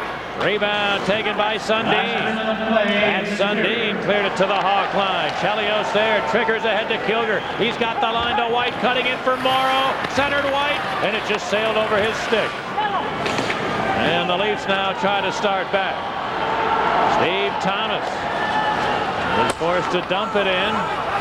Over to the far side, Chelios chipped it ahead, not out. Arpotsev's pass hit a skate, deflecting to the near point. Berard kicked it ahead, and the Hawks then clear it back to center ice. Taken there by Thomas. Put it over the line. Falk back to Thomas, and he couldn't quite control the return pass. As the Hawks then swat it to the line, not out, held in. Along the near side to Thomas. He's checked immediately by Chelios, and the puck cleared into the center ice area. And that's going to do it for the first period. So the Blackhawks able to have a 2 lead after the opening 20 here tonight. It started when Tony Amonte notched his 28th of the season, assisted by Gilmore at the 4:18 mark. Amonte picking up his own rebound and stuffing it home, and then Reed Simpson getting his first goal of the season from Probert and Laflamme at 6:41. Each team credited with 9 shots on goal. But Billy, the Blackhawks, even though the kid line didn't score, they're out there against the Sundin line. These 3 youngsters becoming bigger and bigger factors in Dirk Graham's scheme of things. Well, I think they've played very well as of late, and Dirk Graham is rewarding them with more and more ice time. I think even Todd White, he talked about it on the plane, had maybe the most ice time as a forward last night, and he's excited about the situation, and you should be rewarded. And they played very well against top lines because they own the puck. They're skating well with it. They're not afraid to make mistakes, but when they do, they're right back in the action. And I'll tell you, it's a privilege to play a lot, and against a big line like Sundin, I think it's a challenge for them. They've done very well so far in the first. And so have the Chicago Blackhawks at the end of 20 minutes here in MLG. It's Chicago 2, Toronto nothing. This is Chicago Blackhawk hockey. Introducing Fox Sports Chicago's Bulls analysts. John Paxson, 2,153 career assists. Norm Van Leer, 3,676. John, 468 career steals. Norm, 724. John has 3 championship rings. Norm and Pax on your home for the Chicago Bulls. Fox Sports Chicago.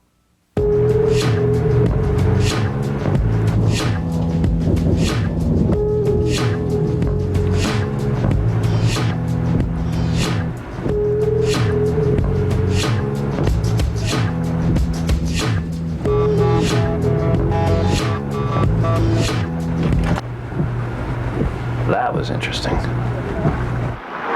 The all-new Volkswagen Jetta. Sometimes everything just comes together.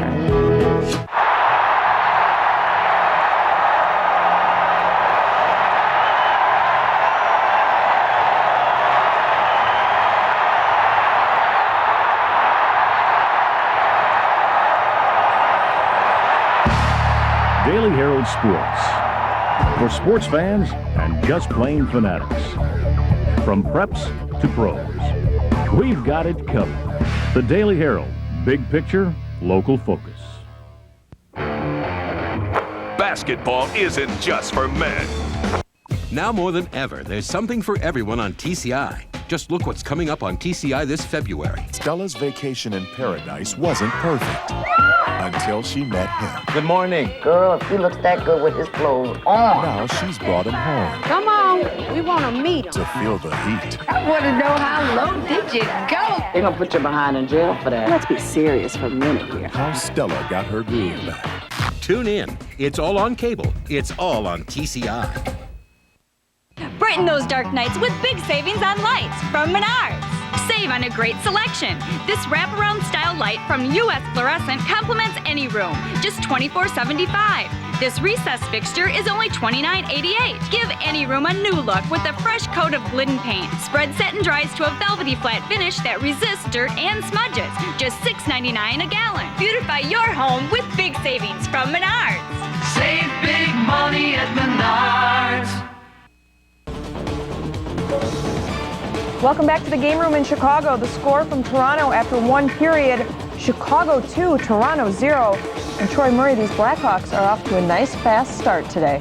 No, I mean, I thought that was an excellent period by the Blackhawks. They were working, their legs were driving, they were doing a lot of things right. They were putting the puck at the net, they were going after it, they were scrumming. Dave Manson got into a fight with one of the resident tough guys in the National Hockey League. These guys were prepared to play tonight, and it was good to see. And it all started with a ceremonial puck drop from Toronto, of course, for the last night in Maple Leaf Gardens. Let's take a look. And it's Red Horner and Mush dropping the first puck. He scored the first goal. Doug Gilmour lost the draw, if you notice that. And check this out. Desperate times call for desperate measures. Tony Amonte cuts his hair, and look what happens. Well, I think this is kind of a desperate measure by Tony Amonte, but you know what? He comes out in the first period. He's driving down the wing. He lets a shot go. He follows it up, puts his own rebound in the net. Maybe it's a sign of the times to come for Tony Amonte after he cuts his hair. Looks great, and then Reed Simpson adds on to it. Well, Reed Simpson did the exact same thing that Tony Amonte did. He's driving, prob over, makes the play. He goes hard down the wing. He misses the net, but look what Reed Simpson does. He fires the puck at the net. He doesn't go back in the corner. He's not even in the picture yet. Reed Simpson, big second effort, comes out, gets his own rebound, throws it at the net, puck goes in. Hawks up 2-0 against Toronto. And there you have it. Stay with us. We'll be back with more first period action in a minute.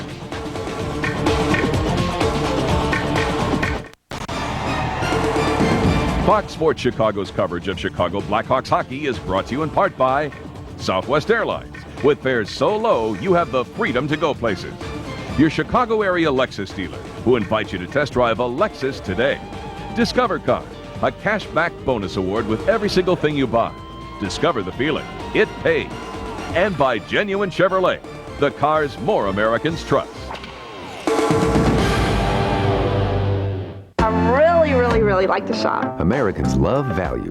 That's why it's easy to spot a Chevy Malibu owner. I shopped a lot before I bought the Malibu. When you're 6'4", you need a lot of leg room. And I don't have to take it in to get a tune-up for 100,000 miles. You see, Malibu has the features people want. Power steering, air conditioning, airbags, as well as the analog brakes. For a lot less than Camry and Accord. The Malibu is an excellent value. It feels great to get a lot for your money. The car you knew America could build. Malibu. Genuine Chevrolet. I think we both know why we're here. There comes a time in every career when you just gotta hang 'em up. You're not pulling your weight anymore. Look at you. I mean, look at you.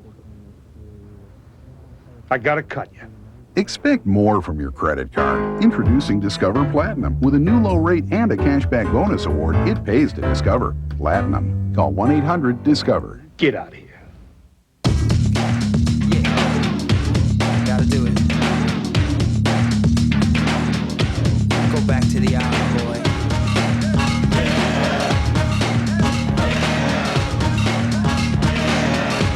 Let's go.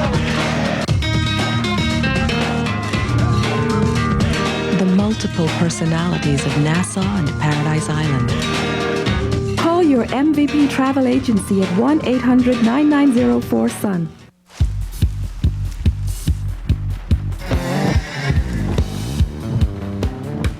At Clark, you get high-quality gas, just like at those big oil places. You just pay less for it, which means you get more miles per dollar. That's more MPD. So the only question is, what are you going to do with all those extra miles? Well, we're sure you'll think of something. Clark, great gas, great price. Blackhawks fans, it's time to win with the Chicago Sun-Times. Enter early and often to win tickets, a road trip with the team, or a brand new Chevy Blazer. Winners selected all season long, so enter today. After 20 minutes of play, your Chicago Blackhawks are on top 2-0 out in Toronto. Time to head back out to Maple Leaf Gardens and check in with Pat Foley and Billy Gardner. Guys, take it away. Okay, thanks very much. And Billy Gardner earlier tonight talked about the fact that almost everybody in Western Canada was a fan of the Toronto Maple Leafs, even though they had the choice of either Toronto or Montreal, two of the original 6 teams. Why was it that was the case? Well, it had a lot to do with broadcasting. It certainly did. For a number of years, I think maybe the best all-time hockey announcer was the great and legendary Foster Hewitt.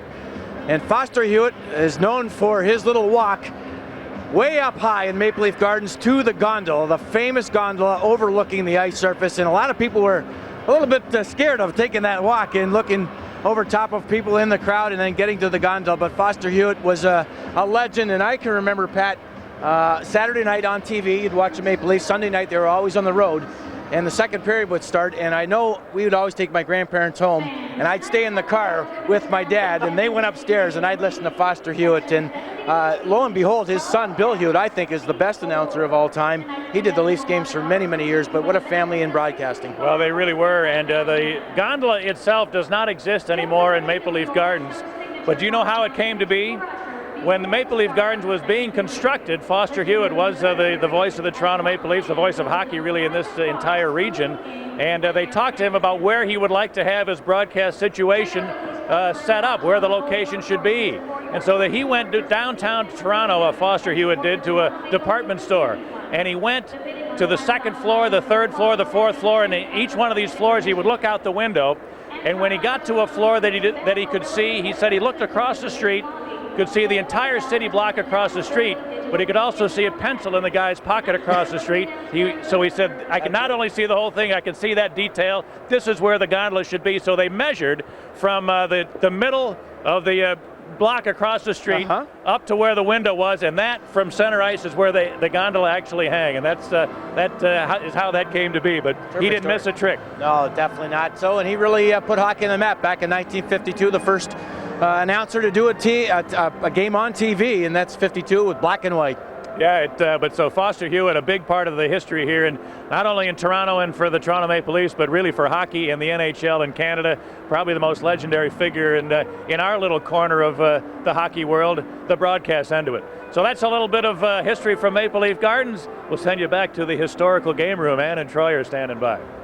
All right, thanks for the info on Foster Hewitt. In tonight's Discover Card Payback Playback, we go back to February of 1986 and a brawl at the Gardens. And now it's time for another Discover Card Payback Playback. Now back to Wilson in his own end. He flipped it. Now here goes Wilson and Wendell Clark. They had a little joust, and now Wendell Clark, two left hands on Wilson. Back to their feet, and Clark, three right hands on Ben Wilson. Now Ben tries to get a right hand or two in. And they're hammering away at one another.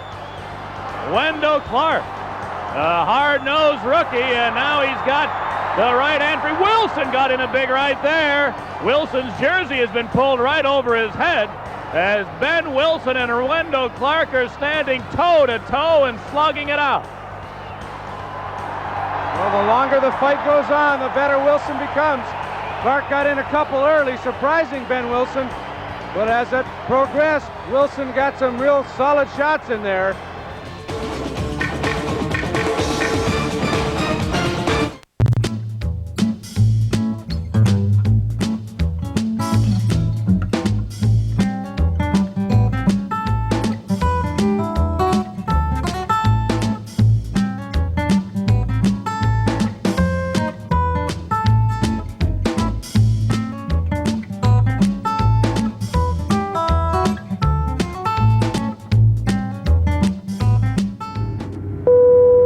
Free to move about the country.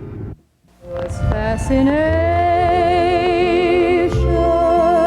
I know, seeing you alone with the moonlight above. Then I touched your hand, and next moment I kissed you. This couple danced the night away every Friday for 37 years. ComEd. What do you do with your power? Forget the Alamo. Remember the Charging Bull. We'll get you ready for the Bulls and Spurs by taking a look at one of the league's premier players, plus another championship ring ceremony. Tomorrow at 1 on Fox Sports Chicago. Sounds like a hot idea is going public. Ben, I gotta get in on it. Something new.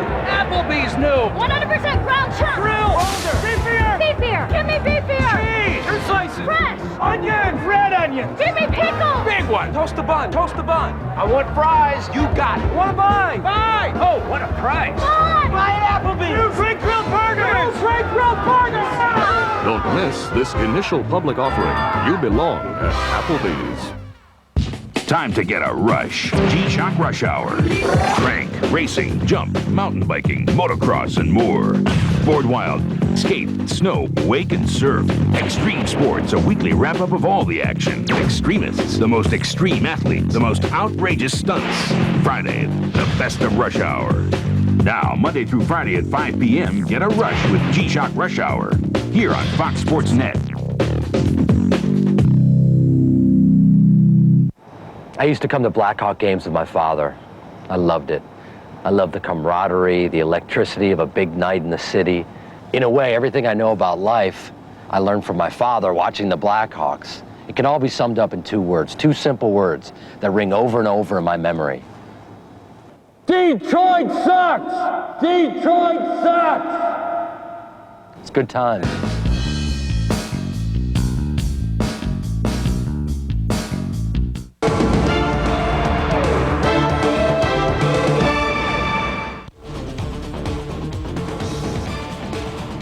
Tony Monty and Reed Simpson have put the Blackhawks up 2-0. We'll be back with the second period. Stay right here on Fox Sports Chicago.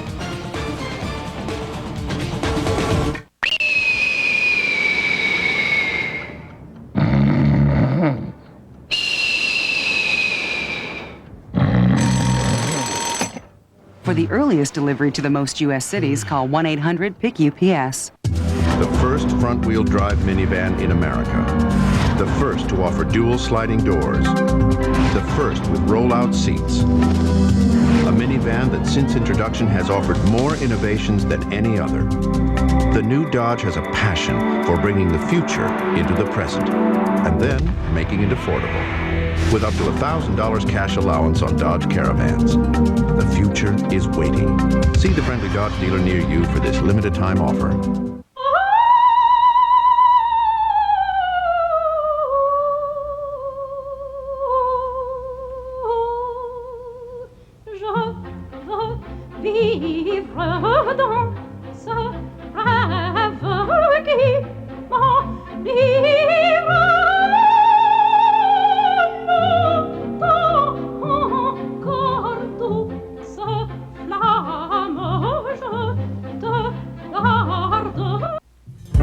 You spend your days, and probably more evenings than you'd care to admit, trying to align your company's strategies with process and technology, and managing risks to your global operations. At Arthur Andersen, we can help you make those kinds of decisions. And that just might free you up enough to take care of something that's really important. Arthur Andersen, helping in ways you never imagined.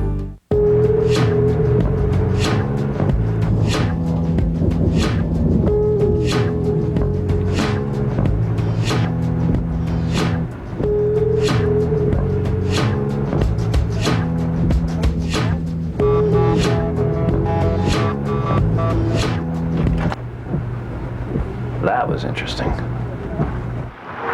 The all-new Volkswagen Jetta. Sometimes everything just comes together. UPS Flight 240, this is Air Traffic Control. We got a customer call for a pickup at 350 Main, Suite 200. Roger that, Control. We're on our way. For on-call air pickup service and guaranteed delivery, call 1-800-PIC-UPS. Welcome back to Maple Leaf Gardens. 2-0 Chicago, and the Bulls are back on Fox Sports Chicago. Tomorrow, the Twin Towers, David Robinson and Tim Duncan lead the Spurs to the UC to take on the high-scoring Tony Kukoc and the Bulls. It all starts in the game room with Chet and Norm tomorrow at 1 on Fox Sports Chicago.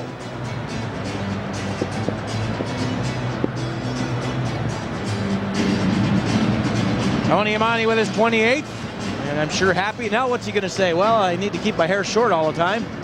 It was funny, Pat. We came in late, and he went right to the concierge desk, and it was about 2 in the morning, and he was asking, where's a good place to get a haircut? So I think the word had leaked. The guy said, what, now? Special occasion, so he went to look a little better tonight. Scored a goal for it. Well, the Hawks take a 2-0 lead into the second period. Cujo to our left for Toronto and Thibault to our right for Chicago. And again, the line of of White, Morrow, and Kilger up against the top guns for the Maple Leafs. Matt Sundin with Warner and Thomas. Here's the draw now taken by the Hawks, and Kilger deflecting it into the Maple Leaf zone. Back of the goal it goes to White. Out White spun, lost the handle, then it came loose in front, but the Leafs are there, and Karpovtsev cleared it to center for Warner. Dumping it into the near corner, hoping for Thomas, but Smolik arrives first. And Doug Smolik cleared it to the left wing boards. Morrow lets it slide back into the Toronto zone. A good play by Ethan Morrow, taking the brunt of the hit, just redirecting his stick with the puck and knocking it out of the zone. Now here comes Amati, and it's a two-line pass that brings on a whistle. The late call there looked like Tony Amati was getting on the horse, and looked like he was going to have a good opportunity coming down on the off wing. Well, Billy, let me tell you a little bit some of your memories about Maple Leaf Guards from the Ontario boy here. Well, I'll tell you, the very first time I can remember coming to a hockey game with my father, we sat way up in the Grays, and what I do distinctly remember, and it's changed so much, was the fact that you really had to get dressed up. It was an affair. It wasn't just a time to go out and have a good time, have a few beers. This was an event, and I can remember the people all around dressed in suits, ties, and going to a hockey game was a special thing. And that's one thing that I can always remember. I was only 7 years old, but it was so nice, and the people had a lot of respect for the game. It was very quiet, applauded when they had to, booed when they had to. A different atmosphere now in the game, in all sports. Lots of fedoras and weren't there too. Here's Markov trying to center one. Johnson rolled it right through the crease, and then Amati able to backhand it out to center. They battle for it along the boards. Derek King came up with it, shoots one, that deflects wide, came to the near point. Held in by Markov. Daniel Markov rings it in deep. Sullivan passed it to himself off the back of the net, tried to stuff it on. Thibault beat him to the far post. What a move by Sullivan, who's been dangerous all night. Here comes Emerson, a drive and a save by Joseph. Rebound cleared to the near side, and it squirts loose to the Leafs. Markov he works his way back to the Hawk line. Markov trying to go coast to coast, could not, as Manson got enough of him to jam the puck loose. Now Dave Manson fires along when Joseph steers it aside. Over to the far side goes Sullivan, who hammers it around the boards, back into the Maple Leaf zone. And this one's going to be ruled icing against Toronto. What was the first game you ever played in here? Well, first of all, I'll tell you, I didn't play a game. I came to a practice with a friend. I just happened to live in a neighborhood where everyone was about a year or two older than myself, and that's actually why I got into hockey, because they all played, and I wasn't old enough to play. But I watched them. I watched them in practice. I watched them and went to their games. And I remember the one neighbor having the luxury of being invited his team to practice during the week at the Maple Leaf Gardens. And I can remember walking in and sitting actually in a camera position. And that camera position is still at center ice. It's at ice level just above the glass. And it's an excellent position, Pat. And I'll never forget, I sat in that chair when the kids were practicing. I was going back and forth on the swivel seat. And I just envisioned myself doing a game. It was hilarious. I was about 6 years old, 7 years old, and I'll never forget that. And there's all sorts of little nuances like that coming to the Maple Leaf Gardens, walking around the hallways. There's little sort of tunnels through the end zones into the Grays, the escalators, something you don't see very much in rinks.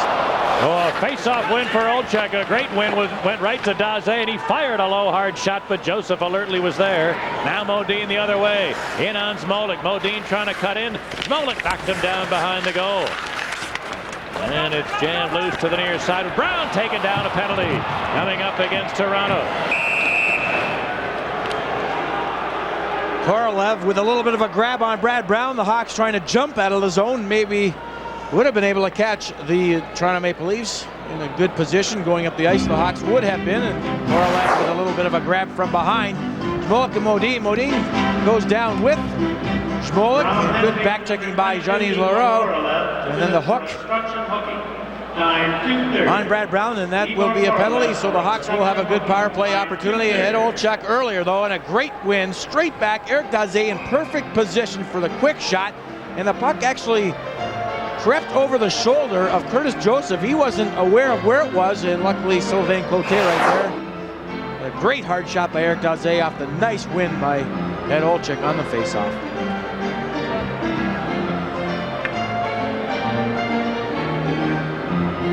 So the draw will be just outside the Chicago line.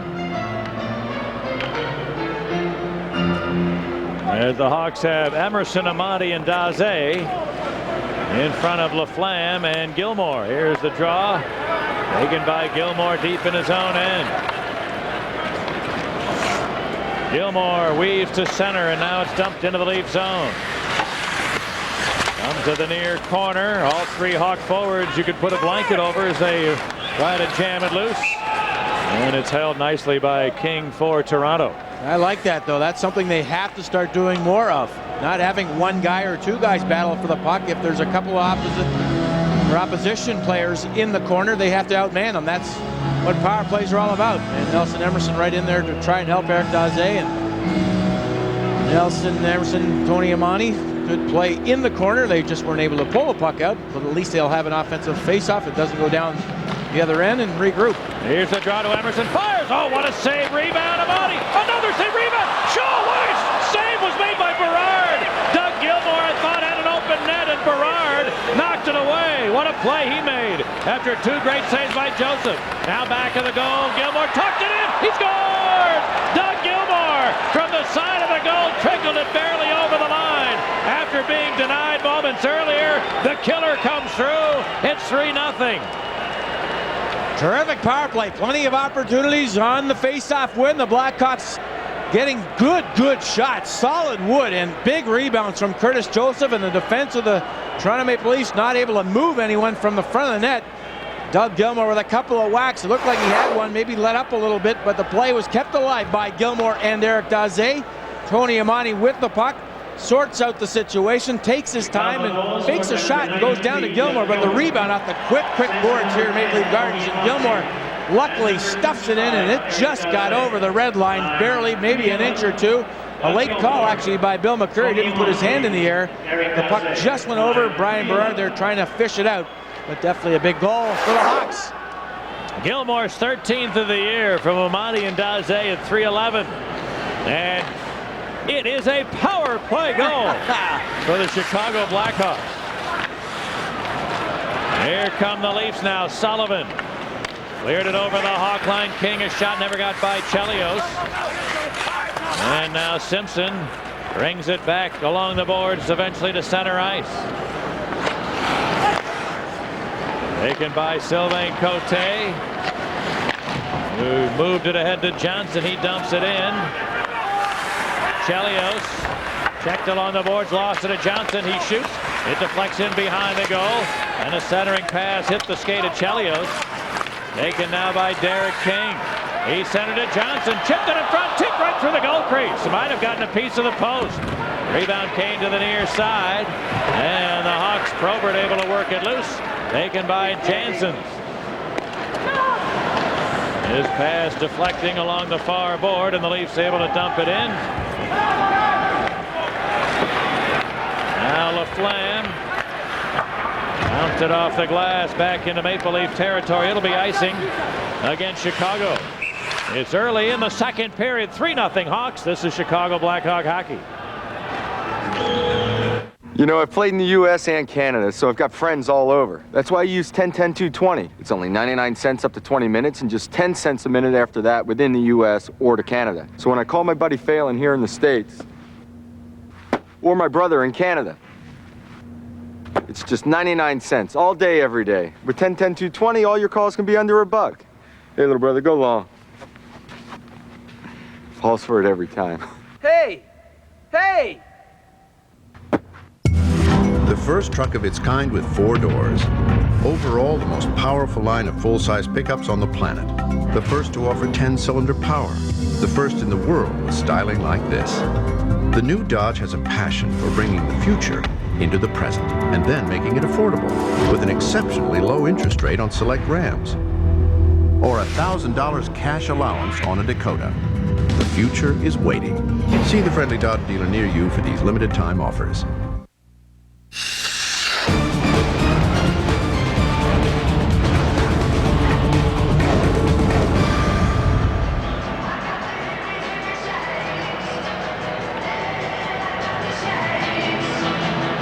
Pat Foley with Ontario native Billy Gardner in Maple Leaf Gardens as The Hawks own a 3-0 lead. Here's the draw down the Hawks zone. Warner scooped it back to that Sundin. Wrestling with Smolik. Matt Sundin held on to it. Now works his way to the slot, trying to bowl toward the net. He does. He shoots it. A save by Tebow. Going to be a penalty on Smolik. That was just raw determination on the part of the Leaf captain. He has great upper body strength, and when you have the capabilities with your feet and the way Matt Sundin can skate with his upper body strength, very hard to defend, and good drive to the net for Matt Sundin. Todd Warner went down low to Sundin. Sundin behind the net, just getting position. Smolik trying his best in very good position, but Sundin persistent, crossing the legs over, one hand on the stick, and a little bit of a pull down. Good pressure by the Maple Leafs. 3-0. Todd White got the penalty in front of the net, I believe, though, right, Pat? Was it Todd White? Yeah. Little interference. So the face-off will be to the right of Jocelyn Tebow. And the draw to the Hawks on an Emerson win, and it's cleared the length of the ice.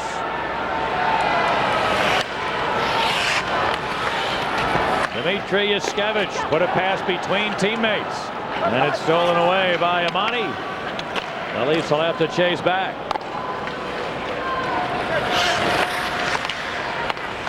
Now Cote has plenty of skating room to center. Hammers in it. We're going to have a penalty coming up here against Chicago. And an interference call on Emerson, I believe, who was coming off for a change. And he's going to go right across the ice to the penalty box, much to the dismay of Dirk Graham. Dirk Graham not happy at all. Minute 29 in the first penalty to Todd White. The Leafs will have plenty of time on this 5-on-3, and you can tell Nelson Emerson wasn't sure, because after he made the attempt and the interference call, he stood by the bench and didn't even go into the bench. He knew that he was possibly going to go off for a couple of minutes. All started behind the net. Curtis Joseph holding the puck, and it played reverse a little bit behind Sylvain Cote, then moving up, and right by the Hawks bench is a little bit of a subtle pick as Emerson was going off for a change, and he tried to hold up the man for the change, and that was the call way behind, or to the side at least, of the play. Look out here, a two-man advantage for the Leafs for a minute and a half. Here's the draw. Now into the far corner it goes. Sullivan takes a look from there, put it out to the line, Berard.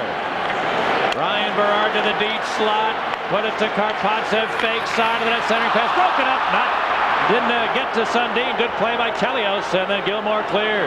Chelios reading that play. The pass is just a little bit too soft from Thomas right to the slot area. You can see they're trying to set up the slot. Out the far point, Berard put it to Karpovtsev, then got it back. Berard side of that. Sullivan cuts in, shoots. They score. Steve Thomas put it in on a goal mouth pass. He was at the near post, and Sullivan from just off the far post found him. Steve Thomas cuts the Hawk lead to 3-1. Bill McCurry immediately went over to talk to the lines of Dan McCourt. I believe it will be a goal. Steve Thomas in good position. Quick puck movement. Ryan Berard smartly goes down low, and then Steve Thomas creeps behind Doug Smolik, and a fine feed right on the tape. And Steve Thomas had to be alert, because he was really in position not to see where the pass was coming from and where it was going through, and it was right through the crease, right through Doug Smolik, and Thomas got a stick on it. Steve Thomas with a big goal has been deadly for the Leafs on the power play himself. What a feed, though, right through the legs of Smolik. That's the 8th power play goal of the year for Thomas, his 21st all told. He now is tied for the Leaf goal scoring lead with 21, and his 8 power play tallies are best on the Toronto team. And now still a one-man advantage for the Leafs for another minute and a half. You know, Pat, 6 out of his last 6 goals, 5 have been on the power play. So they've been talking about the 5-on-5 hockey of the Maple Leafs. Their power play has been a lot better, and he's got 5 of his last 6 goals. Bears over the line, shooting. That sails up off the glass. Picked up by White. Airing it around the boards and out. Now, the Leafs, Karpovtsev able to get it to Berard. Ryan Berard leading the charge. But a pass was way behind Derek King, sliding the length. The race on for icing, and what a job by Manson. King was going to get there first, and Manson put the hook on him and able to touch up for the icing call. Little ski trip he went on in the Blackhawk zone. Good play. Little step to the left by Derek King past Manson. But boy, did he ever get a lot of leverage. Throwing his stick around King's waist and then jumping by and getting the puck for the icing. He's lucky there, Billy. Oh, definitely. But the fact of the matter is they had to kill 2 penalties, or they had 2 penalties against, and that is why. But the play by Emerson, a little hook from well behind. Cote flying up the middle of the ice, and 2 Leafs circling, went right by the Hawk bench. The Hawks on a change, trying to get fresh legs out there on the initial first penalty. And Emerson, just before he went to the bench, a little tug from behind. That gave the Leafs the 5-on-3. Which has, or I should say the one-man power play has 50 seconds left. The draw, though, to Daze, trying to cut toward the net. Shoots right through the goal crease it goes. And now the Leafs able to retrieve. Berard, forced by Gilmore. Or I should say by LaRue, and now the Leafs finally come away with it, but Thomas then lost the handle at center. He eventually kicked it back into the Hog zone. It's cleared around to the near side. Arpazza checked along the board. Sundin held it in for Thomas, side of the net. He's checked, put it to Sundin. Broken up by Chelios, who clears it back to center ice. Because of the pinch down low, there was no defenseman there. So good little play by Chelios, reading that and having plenty of time in open ice. Here's Chelios now from center with a long drive and a pad save by Cujo. Meanwhile, the second Chicago penalty over, and now both teams are back at full strength. Berard, stick handling, lost it at the Hawk line. Nice poke check there by Amandi, and then it deflects out of play. 12.5 left in the second. 3-1 Chicago. This is Blackhawk hockey.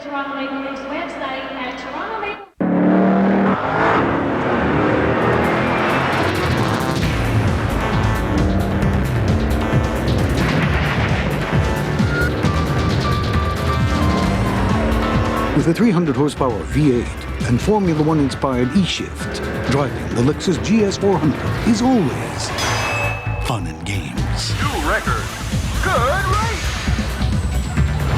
To continue play, see your Chicago area Lexus dealer. Overtime. That's what your motor oil's doing after 3,000 miles of severe driving, okay? As you put off changing it until your protection's as bad as a bunch of figure skaters defending the goal. Talk about engine abuse. That's why there's reformulated Quaker State, for protection beyond 3,000 miles under any driving conditions. It's been tested, and unlike them, it works. How's that for overtime insurance? Reformulated Quaker State for protection beyond 3,000 miles. Now available at Murray's Discount Auto. The first 10,000 fans over 21 to enter the United Center on February 26th will receive a Blackhawk hat courtesy of Killian's Irish Red. Now the draw is taken by the Leafs Warner, whose pass is picked off. And in his own end, Jason Smith bounced one out to center ice. Tony Amani had it stripped away. Johnson rolled it ahead, in over the line. King moves and shoots. And a save by Thibault. Rebound to the near corner. Smolik from his knees tried to make the play. Did. Rolled it up the boards. Cote long flip shot is blocked. And Karams to Smolik.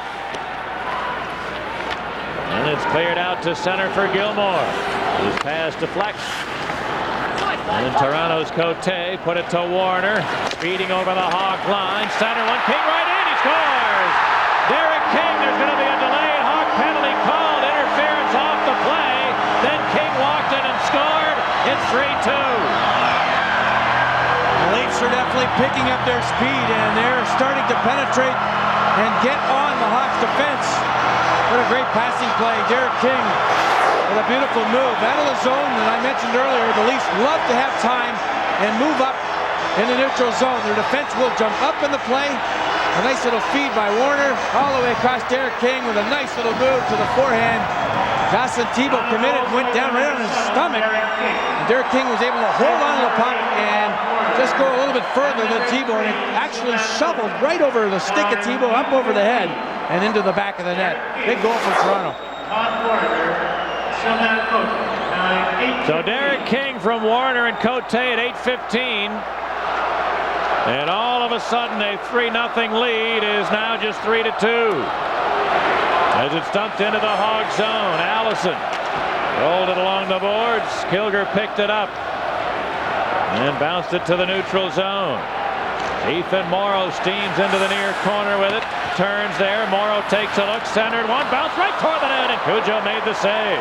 Rebound to the near side. And it's knocked away from Manson back into the Chicago zone.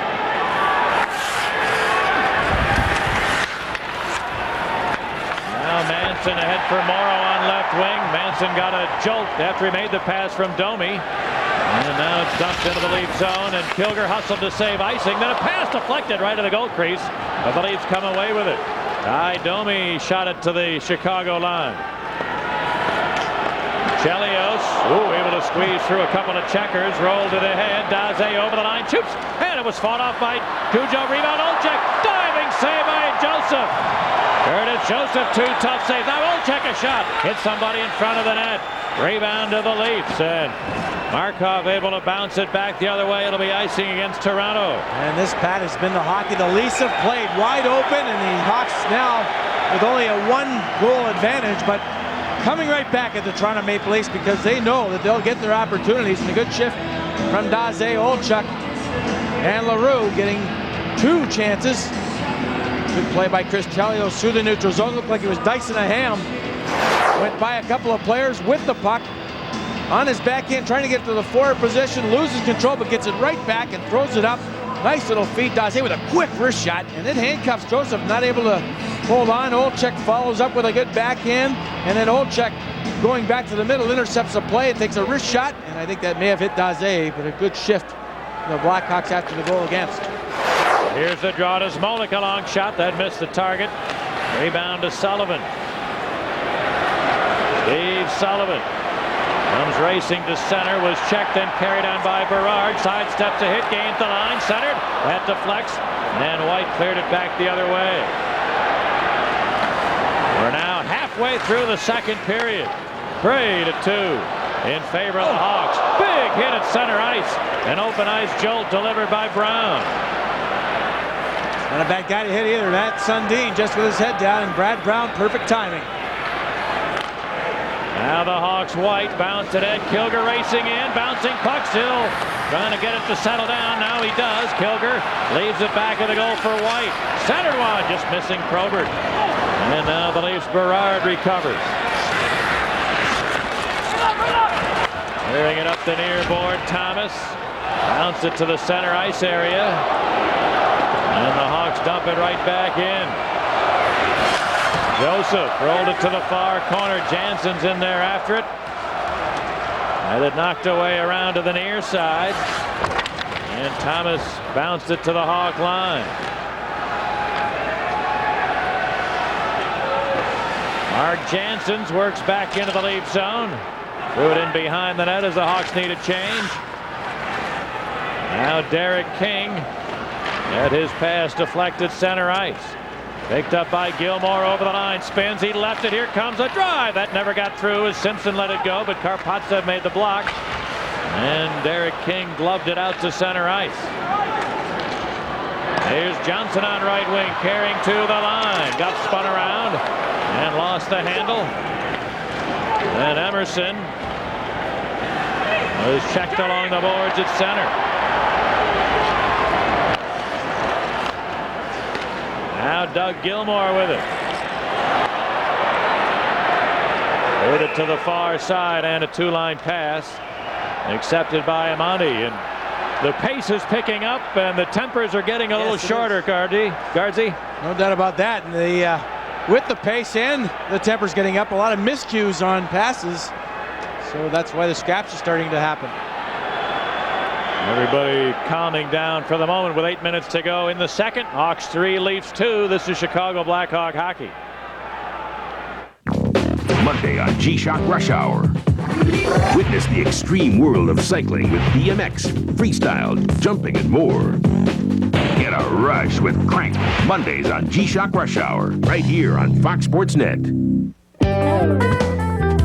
At one end of the scale, Dodge Dakota can tow and haul so much. But on the other end, Dakota's starting price is extremely lean. Pound for pound, Dakota is the perfect size truck. We'll park 175 horses in your garage at no extra charge when you buy a new Dodge Dakota.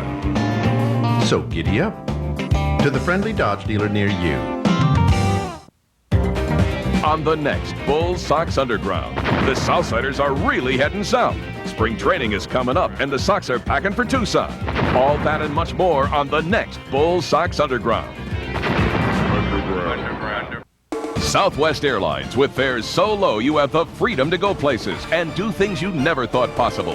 Fly Southwest Airlines.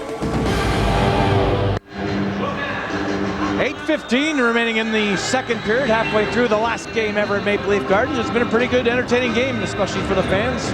Good skating, a couple of hits starting now. A bit more physical hockey, but good open ice play by both teams. Here's the draw now. Taken by Daze. Carries it in over the line. Rolled it back to the net. Jason Smith looking to clear. And now a hand pass ruled against Chicago. Billy, as a player or a fan, what's the greatest memory that you have of any particular game here in Toronto? Well, I gotta say that to be honest with you, and I've thought about this a lot coming here tonight, and there's a lot of different things you can talk about over the long lifespan I have had here in Toronto and now living in Chicago. But Pat, my last goal was here as a Chicago Blackhawk, and my last National Hockey League goal almost 10 years ago to this date. It was early in February 1989. It was the last National Hockey League goal I had. So that probably, I didn't know at the time, was going to be my last one. Now that I look back on it, I think that has to be my fondest memory here. And having a couple of good games. It was always fun to come back home. I didn't think it was that much of a distraction. Always nice to play in front of your friends and family. And you were with the Blackhawk teams in the 80s when it seemed like at least once a year, and of course we used to come here more than we do now, but it seemed like at least once a year, usually early in the season, the Hawks would come here to Toronto and just have a run and gun shootout. It was about an 8-7 or 9-6 game, at least once every season. Well, my second game in my first year was here in Toronto. It was great. It was their opening night, Highlanders, all that stuff. 9-8. We lost. And I'll never forget, Paul Morris mentioned my name. I had an assist, I think, on the 8th goal for the Hawks. Paul Morris, the PA announcer. Paul Morris, the PA announcer. All my life listening to that great monotone voice. And I'll tell you, to hear that and then look at the scoreboard and see your name going across that scoreboard, that also was a great dream. Yippee! That's great. Oh, it is. It's kind of funny. I found out something tonight I didn't ever know before. I've been coming to this building for 19 years, and did you know there was a bowling alley here? I just read that today also. Oh, I didn't read it. I was walking up the staircase and to come up to the broadcast booth here tonight, and I see about halfway up the climb. Here's a steal by White. He cuts in, shoots, and a save by Joseph. Todd White is steal with a great chance, and Curtis Joseph a huge stop. Now Sundin the other way. Over the line to Warner, fire, and it's fought off by Tebow. Rebound came loose to the near side. And the Hawks able to clear it, but not out. And it's picked up by Smolik deep in his own end. He shot it to the center ice area. Leafs put it back in offside, and a couple of great chances at either end. Yeah, definitely. Both goaltenders having to come up big. Todd White for the Hawks. And Jocelyn Tebow coming up rather huge with a hard shot by Warner up very high. Tebow fights it off and stays with it. Matt Sundin with excellent speed, taking a couple of Blackhawks with him and dropping it to Warner, and he just lets it rip. And good position by Jocelyn Tebow high to the crease. Good pursuit by the Blackhawks.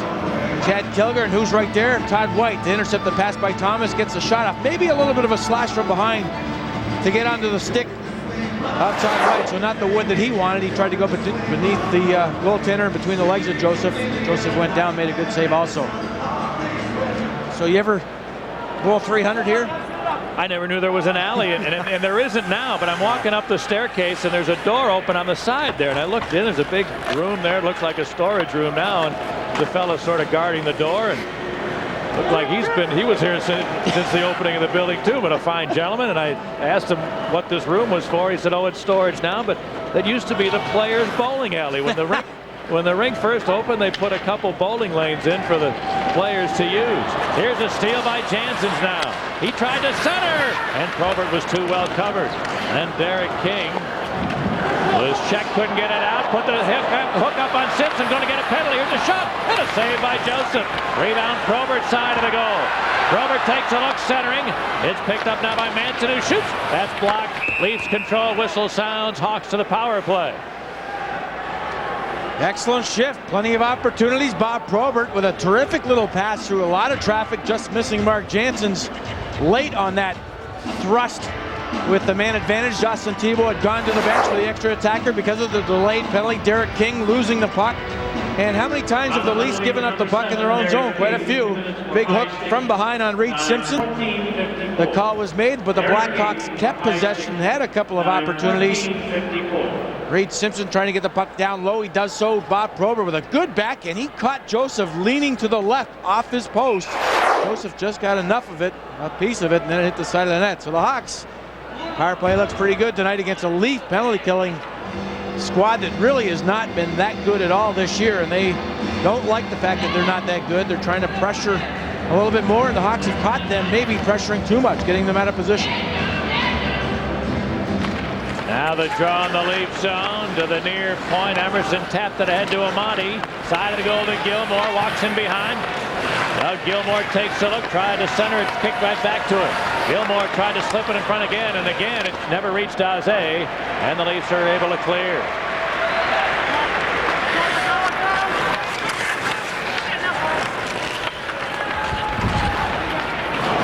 Now Amati.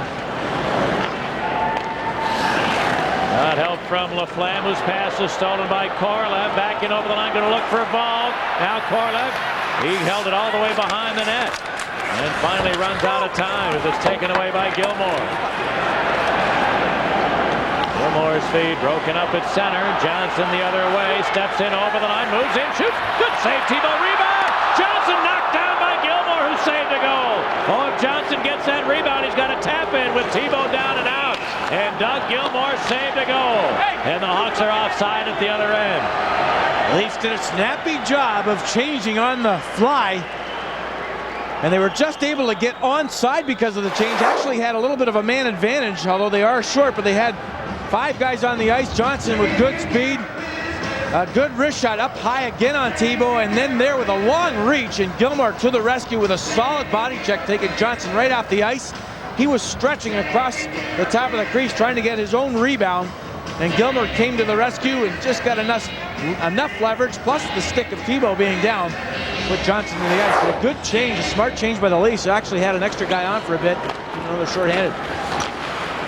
4 minutes remaining in the second period. A minute to go on a Leaf power play. Or I should say a Blackhawk power play. It's 3-2. He's been thinking too much. Yeah, 3-2 in favor of the Hawks. Here comes Chelios with it. Chris Chelios hammers it in. Todd White chipped it in behind the net. Kilger rings it around to the near point. Chelios scooped it back behind the goal, and Kilger. Chad Kilger tried to center. It came right back to him. Now to the far point, and Manson put it to Chelios, who was unable to corral it. Warner coming out. Warner in over the Hawk line, cuts in, shoots. Thibault with a stick save. Then he got run over, and a penalty is coming up here as the goal was knocked off the moorings, and Dave Manson's going to have a seat. Only 15 seconds remaining on King's penalty, so with 3:21 left in the second period, they'll have plenty of time. The Leafs will to get on their own power play, and a turnover. You know, it's a different game at Maple Leaf Gardens because of the boards in the corners, and the pucks come out funny. And Dave Manson made a play right across without looking, and it was intercepted by Warner, and Johnson also on the ice as a forward for the Leafs just drove to the net. It's a 2-on-2 situation. Warner taking advantage of driving Johnson, and Manson with just a little subtle push on Johnson, but over Thibault and into the net. And a call by Bill McCreary.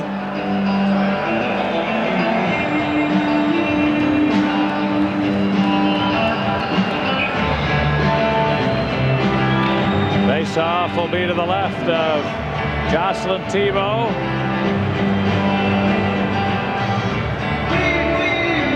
And the draw. The Deflecting out to center ice.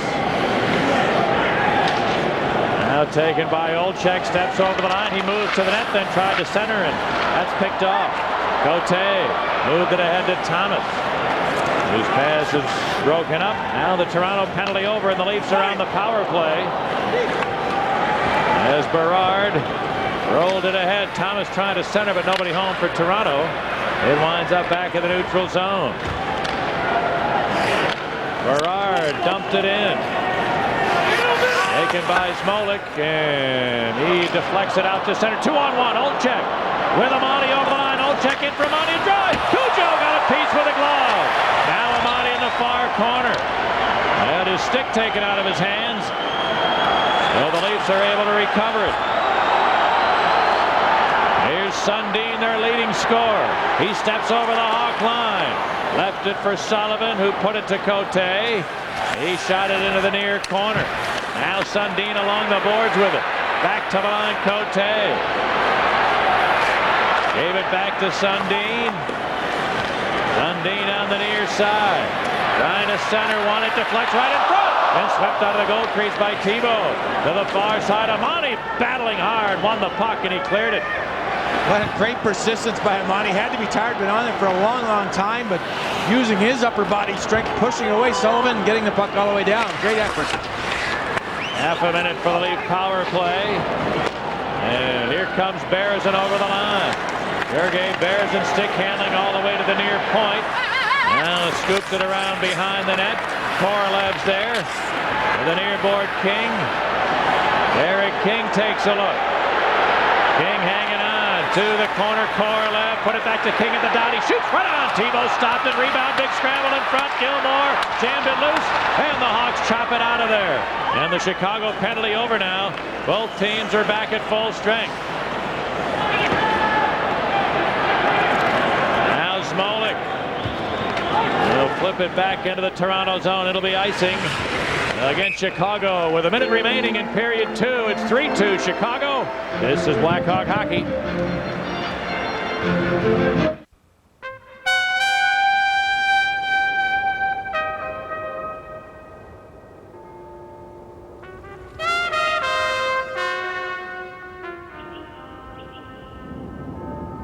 Got an old buddy waiting for a visit in Washington? With everyday low fares on Southwest Airlines, flying to BWI is your best route to the capital. You are now free to move about the country. Tommy? Yeah? Becky Swanson's big brother says monsters live under little kids' beds. Becky Swanson's brothers don't. Besides, lights scare monsters away. Oh. Tommy? He says they live in closets, too. These boys warded off countless monsters for 9 straight hours. ComEd, what do you do with your power? The first 10,000 fans to enter the United Center on February 28th will receive a Blackhawk hat courtesy of Benjamin Moore. 3-2 the Hawks with just over 1 minute remaining in the second period, and a good penalty kill for the Hawks. Brian Berard not able to keep the puck in, trying to keep the play alive, used his glove, but it deflected at Ed Olczyk. Ended up being a 2-on-1. What a pass across. Nice feather touch pass. And a one-time Romani got a lot of wood on that shot. That was labeled under the crossbar, and he had a good shorthanded opportunity on a fine feed. Amani able to walk right into the shot itself, and Joseph just got enough of it with his glove and knocked it over. And after that, off the faceoff, the Leafs down low, good opportunity. Derek King, they are trying to make a little bit of a sneak play in the backside with their defense coming up. Markov in that instance, but not able to get it through. And a good battle won by the Hawks there to get the puck out of the zone. Here's the draw now, taken by Daze, who failed to clear it. Now has another chance and is able to hoist this one out to center. Bouncing puck now winds up with Smolik. Rolled it out to center, and Brad Brown had his feed broken up. It's offside against Toronto. Eric Daze playing a regular shift the last few games, starting to skate a little bit better, but not getting maybe the opportunities you would like to see a guy with the potential he does have. And all year long we've talked about potential and Eric Daze coming up with big goals, and that really hasn't happened. Only 10 goals. It's been quite a while. I think 11, 12 games since Eric Daze has had a goal and 8 assists. He's starting to work harder, and I think in the area that he is working harder is in his own zone. I think that not that it surprises Dirk Graham, but that's where he wants a guy like Eric Daze to work harder, and he feels if he does so, he'll get his chances at the other end. Now it's deep in the Chicago zone. Sullivan kicked it loose. Thomas tried to center, but it didn't connect. It's chopped back to center ice with 15 seconds left in the period. The Leafs able to dump it in. Smolik back. Will bounce one out to the neutral area. And then it's shot out of play. Dangerous area there. It's gone over a few times. Puck bouncing all over the place, going back and forth. Leafs shooting it in. The Hawks clearing it up with only 4.9 seconds remaining. Quite a group of alumnus here for the Toronto Maple Leafs. And you were talking, Pat, earlier about how many they have to announce after the game is over on the ice for the ceremonies, with a great nucleus of the great players through the 60s, Stanley Cup champions in 62, 63, 64, 67. 4 dominant years for the Maple Leafs. There are going to be over 100 people introduced. There are after this game. I was talking to Ronnie McLean, who's the great host for Hockey Night in Canada. He's going to be handling the ceremonies post-game tonight, and there's something like 128 or 130 people he's got introduced. So anyway, the Blackhawks at the end of 2 have a 3-2 lead in the second period. Doug Gilmour got a power play goal, his 13th of the season from Amati and Daze at 3:11. Then Steve Thomas cashing in on a 2-man advantage for the Leafs, assisted by Sullivan and Berard at 5:58. Then Derek King moments later scored from Warner and Cote at the 8:15 mark. Those 2 straight penalties against the Hawks really turned this game around. 12 shots on goal for Chicago in the second, 8 for Toronto. And after 2 periods, 21 Blackhawk shots and 17 Maple Leaf shots.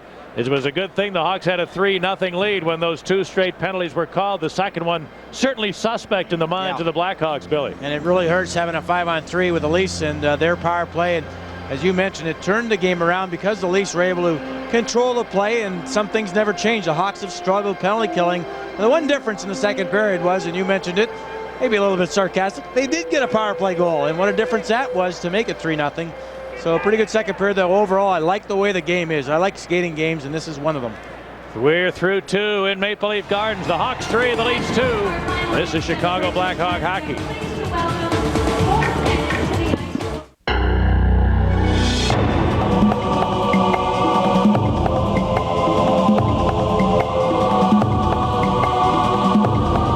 Dodge Intrepid's styling speaks for itself. As for what's underneath, car and driver had a few words of their own.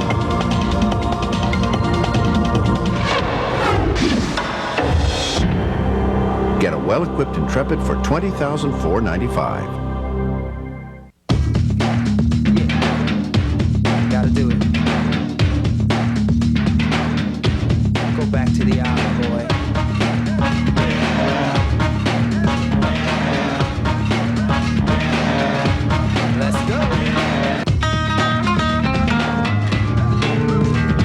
The multiple personalities of Nassau and Paradise Island. Call your local MVP travel agent at 1-800-9904-SUN. Oh, I think I'm in love. Ouch. I'm going over there. Yeah, me too. Nah, she's not my type. What are you, crazy? She's perfect. Do not ruin this for us. You guys can go over if you want, but I'm staying right here. Middleman getting in the way? At Geico Auto Insurance, there is no middleman, so a 15-minute call could save you 15% or more. Excuse us. We lost our phone number. We have yours? Well, high school basketball here in Illinois is special. There's so many competitive schools. Come to Elmhurst, Lincoln, Mercury. No matter what your lifestyle will add luxury. Announcing the biggest event since our opening in 1912, the grand opening of the all-new Land of Lincolns. Finally, an entire lot dedicated to the luxury of Lincoln. New Lincolns, used Lincolns, every color and option, priced low in the Elmhurst Lincoln Mercury tradition at Elmhurst's Land of Lincolns on Grand at York in Elmhurst. 1912. Watch the 1998 Turner Cup champion Chicago Wolves exclusively on cable TV. Tim, no team has ever come Judd Surratt and Jim Blaney bring you all the action. And shoots. He scores!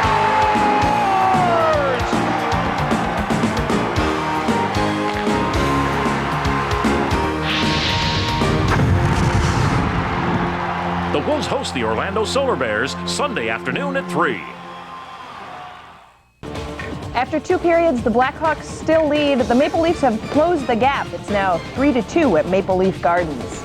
Welcome back to the Game Room in Chicago. I'm Ann Warner along with Troy Murray. And Troy, you mentioned the thing you like about this game so far. The Blackhawks have come out aggressive. They've been ahead of themselves. They got their feet moving tonight. Yeah, they've been working hard. They've been driving through their checks. I mean, time and time again, you see the Hawks winning a lot of the battles along the boards. They're not being denied to get to the puck, to get to the front of the net. Those things, if you give those kind of an effort in a game, you're going to see the results. So I think that, it's a good start. It's a good 2 periods for the Hawks so far. And the last game at Maple Leaf Gardens, the one guy you want to score is Doug Gilmour, and he gets it. Well, I mean, very emotional night for Doug Gilmour, and he gets one just across the goal line here. Tony Monty, I think he was kind of letting up on the shot, maybe trying to get it down to Doug Gilmour on the low post. Doug Gilmour outbattles the goaltender, puts it across the line. The unfortunate part here is Toronto responds with its own power play goal. Doug Zmolik, I don't know, I think he was going to try and play this with his skate, and he just didn't let it hit it. Jocelyn Thibault probably should have his stick to cover that lane because they know that pass is going to come through there. This is a player that probably Jocelyn would like to come back. He commits himself a little bit early. You don't really see that a lot in Jocelyn Thibault. A lot of times he stands tall. He doesn't react until the player comes in front of the net. This time he reacts. He tries to dive. He tries to poke check. Toronto forward just lifts it over him and into the empty net. But obviously the emotion is on the side of Toronto tonight, so the Blackhawks got to make sure they don't let It is, but power play go. Toronto came back and they scored 2 goals, but at the same time, right after that, the Hawks came back. They put a lot of pressure on Toronto. They've been skating well. They didn't, in a lot of games in the past, that if Toronto scored those 2 goals, they wouldn't have come back. They would have been really bit down and on. But tonight, they seem to, they're responding. They came back. They played hard in the last part of the second period, so I think they're going to take it into the third period. When we come back, we're going to go live to Stanley's, the scene of Mitch Robinson's Chicago Blackhawk game tonight. The Hawks lead 3-2. We'll be right back.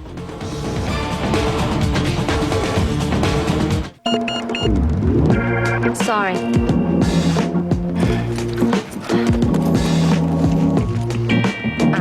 Not enough. No, still short.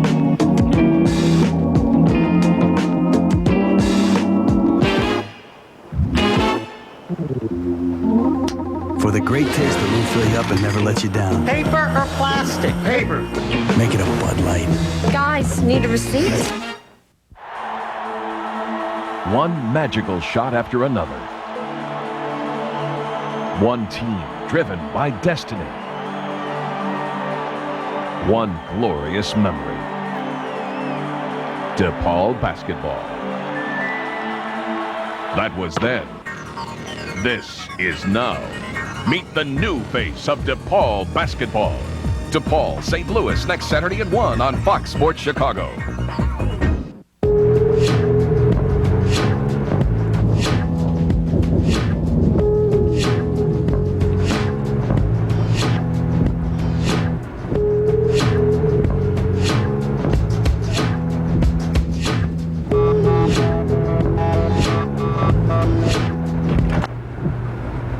That was interesting. The all-new Volkswagen Jetta. Sometimes everything just comes together. It will change the way we think about personal computers.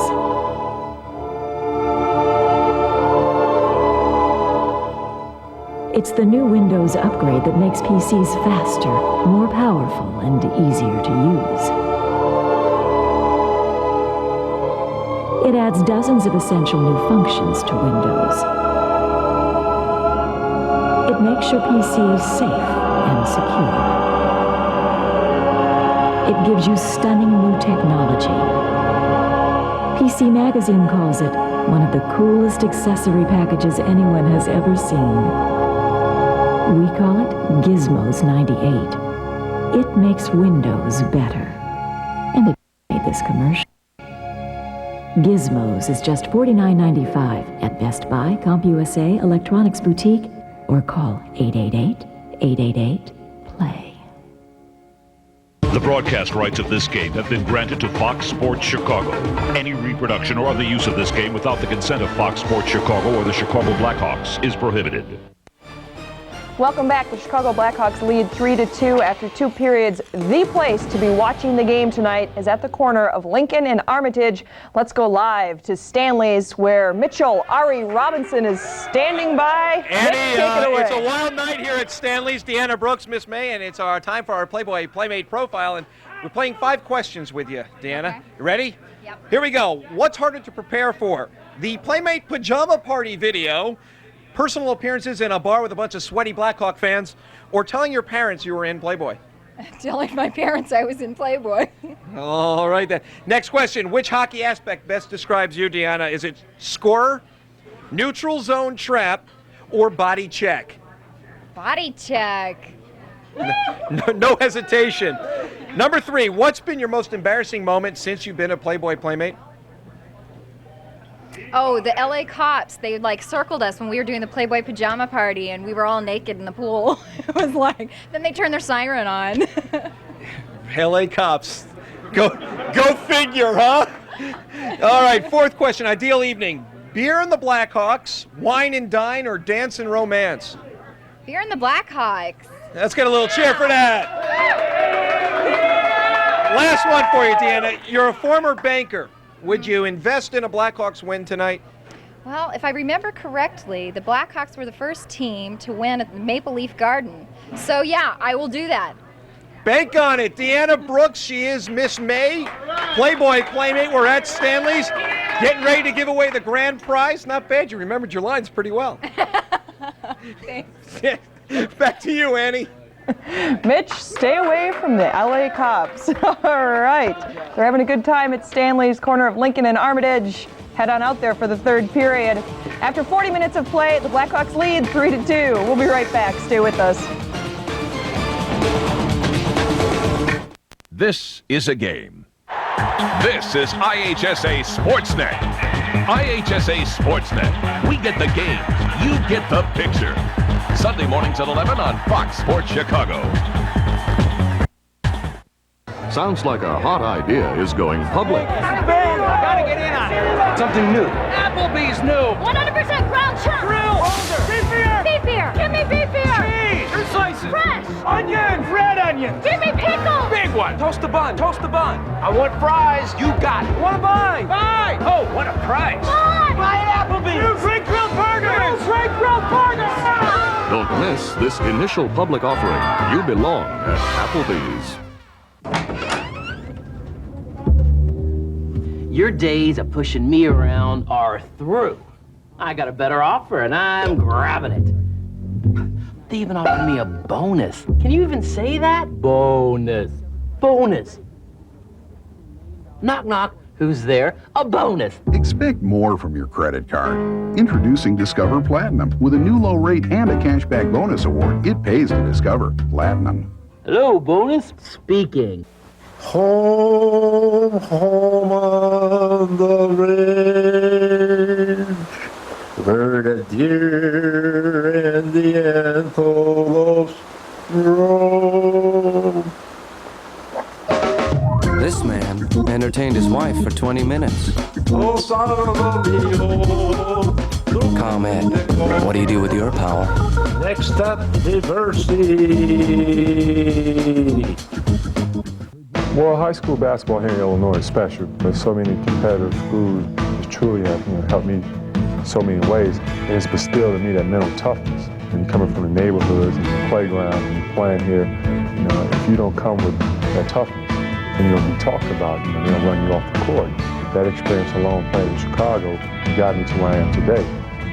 Without that, I wouldn't be here right now. Boys Single A Basketball Championships, March 12th and 13th on Fox Sports Chicago. I used to come to Blackhawk games with my father. I loved it. I love the camaraderie, the electricity of a big night in the city.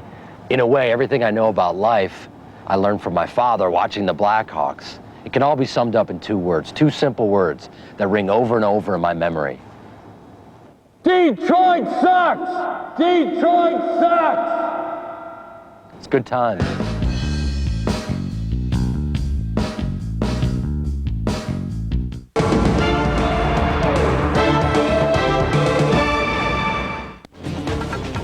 Tony Amani, Reed Simpson, and Doug Gilmour have racked up the 3 goals to give the Blackhawks a lead over Toronto after 2 periods.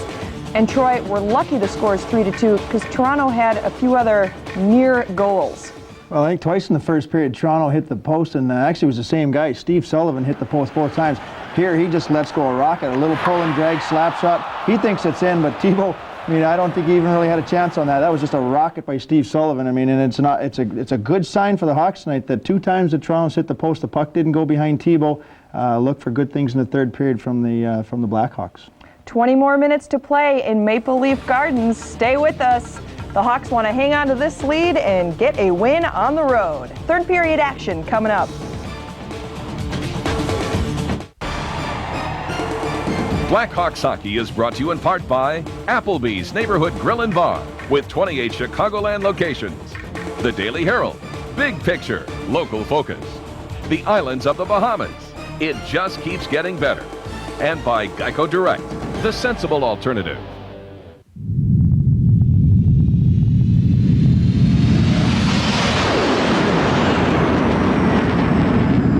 For high-speed express service to Europe, call 1-800-PIC-UPS. Sounds like a hot idea is going public. Gotta get in on it. Something new. Applebee's new. 100% ground chuck. Grill. Beef beer. Beef beer. Give me beef beer. Cheese. Your slices. Fresh. Onions. Red onions. Give me pickles. Big one. Toast the bun. Toast the bun. I want fries. You got it. Want to buy? Buy. Oh, what a price. Buy. Buy at Applebee's. New Great Grilled Burgers. New Great Grilled Burgers. Don't miss this initial public offering. You belong at Applebee's.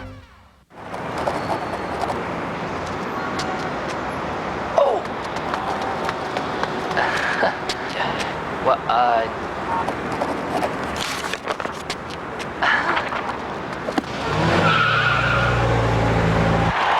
Cleared out of the zone, and that'll be icing. The Hawks will take over Ottawa when they face off with the Senators. Hawks, Senators, Monday at 6 on Fox Sports Chicago.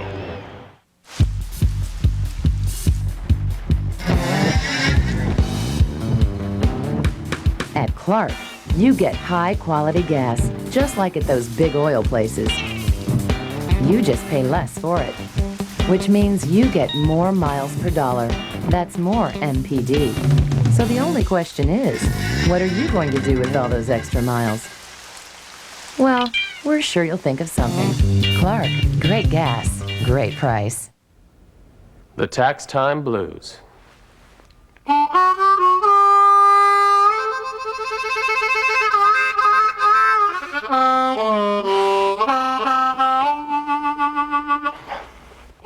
Four- and five-star tax-free bond funds from American Century. Just call.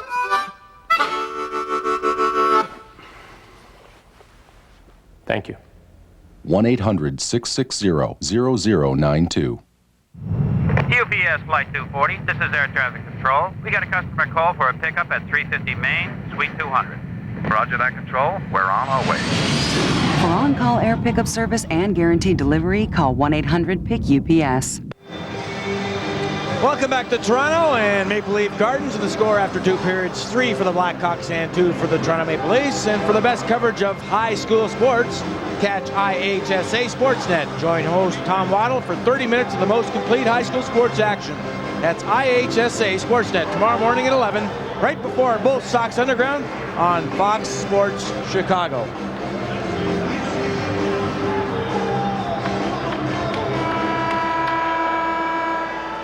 It has been a good, fast-paced game and a great game for the Blackhawks. The Maple Leafs are a team that love to use their excellent speed and a suspect on defense. And I'll tell you, they think they can win the Stanley Cup. I think they'll have to make a couple of moves.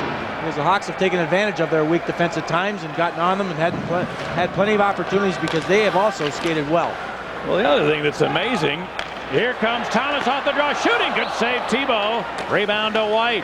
Clearing it to the far side, where Sundin poked it loose. Then it came back to him along the board.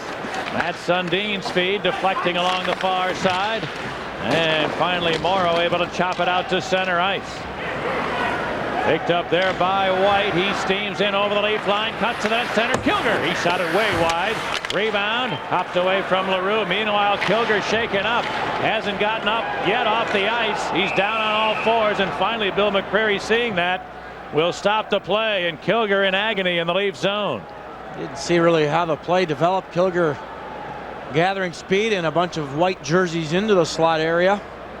The stick must have came up and clipped in. Talked to Chad Kilger, Pat, before, and this shows our age a little bit. He's asking a couple of the guys that live around or have grown up outside the Toronto area, and I said to Chad, who was your favorite player when you were growing up? And he says, geez, it's hard to say. He says, that's the guy in Tampa Bay, the big left winger, Wendell Clark. Yeah, he was kind of the guy like, I said, Wendell Clark, geez, I played against him. So it's kind of funny, but it looks like he did get a little bit of the stick into the face. Still down. Gapsky talking to him. What were you going to say about amazing? Well, just you know, you're talking about the Leafs, and if they expect to do well in the postseason, most of their successes come against the other conference. You know, they were in the Western Conference so many years, and now they're over here in the East, where they probably actually should have been all along. But they've had a much better record against their former Western foes than they've had in the Eastern Conference. It was really lopsided at one time. Chad Kilger fine. With a red mark to the cheek. Looks to be okay. No penalty on the play, but you're absolutely correct. It was a dominating number of wins against the Western Conference at one time, and they were well below 500 against their Eastern foes, but they've gathered a few wins as of late. Pretty big wins against Philadelphia, Dallas, some big teams, so they feel that they can move up, and I think only maybe a game or two now below in the Eastern Conference of that 500 mark, but you can see their style is so different than a lot of teams that do play in the Eastern side. Actually, you know what they are? They're +7 against the West, 14-7, and they're +4 only against the East, 16-12. Wow. Well, they've really but that's come from a long way. Yeah, they were way below 500 not long ago against their own conference. Now here's Daze working deep in the offensive zone, trying to center. That one's picked off, and the Leafs come out. Mike Johnson got over the line and right in front of Ray Scampanello, who whistles the offside call. You were talking about Scampy earlier. I doubt that there's been another official who's worked more games here at Maple Leaf Gardens in his career, and I say that because he's worked as an official for more games than any other striped shirt has ever officiated in the National Hockey League. A great guy, Ray Scampanello, and you know, I had a chance to talk to him earlier this season, Guardsy, and all the years he's been around, he still gets pumped up for games in October and November. He says this is a great job. You get to be on the ice in the fastest sport in the world, in the most exciting sport in the world, and I get to be out there with the greatest athletes that the sport has to offer. He still gets all worked up about getting to come and do these games. Well, he's been a great one, a great guy that talks, communicates, and you got to love it when you're a player, the guy that can help you when you're on the ice, because a linesman can do that. They are able to talk a lot to players, and he's a classic. 3-2 Chicago here early in the third. Against the highest scoring team in the National Hockey League. The Maple Leafs have 170 goals coming into tonight, more than anybody. Here's Derek King trying to slip it in front of shot. What a save, Thibault! Sliding beautifully to his left to deny Sullivan. Steve Sullivan's been snake bitten all night. Here's Emerson the other way around to check, shoot. Cujo, a big save at the other end. Wow, every time one goaltender makes a good stop, the other one seems to get challenged immediately. And he makes a great save too, and now an offside call against the Hawks. Well, you gotta love that, Ben, because that means it's wide open hockey, and the Hawks with a good chance. Nelson Emerson, how many chances has this guy had in the last bunch of games for the Blackhawks? He has great speed, and it's just a little move, but it's a move and cutting to the outside. He gets a little bit of a step, and Cujo comes well out to make the save. Yuskevich was beaten by Emerson, and prior to that, Derek King's played a pretty strong game for the Leafs, cuts across the grain right on the blue line and finds Sullivan, who gets behind the Blackhawks, Nelson Emerson, has a good redirection, a quick shot by Sullivan. You mentioned it. Boy, he has had a ton of chances, and he's had an excellent game, and you got to love the way he's played, and they are happy in the second half. Only 2 goals in the first half of the season for him. Here's Gilmore over the line trying to battle in there. Was taken down, however, and Thomas the other way. Slipped it ahead. Here's Sundin in over the line. Centered one. Too hot to handle for Thomas. He threw it in front, and Brown deflected it toward his own goal, but Thibault alertly pounced on it. Pretty good play defensively. I'd rather put it back to my goalie with a little touch than having Matt Sundin standing right there ready to shoot it as hard as possible, and that'll his own Steve Thomas.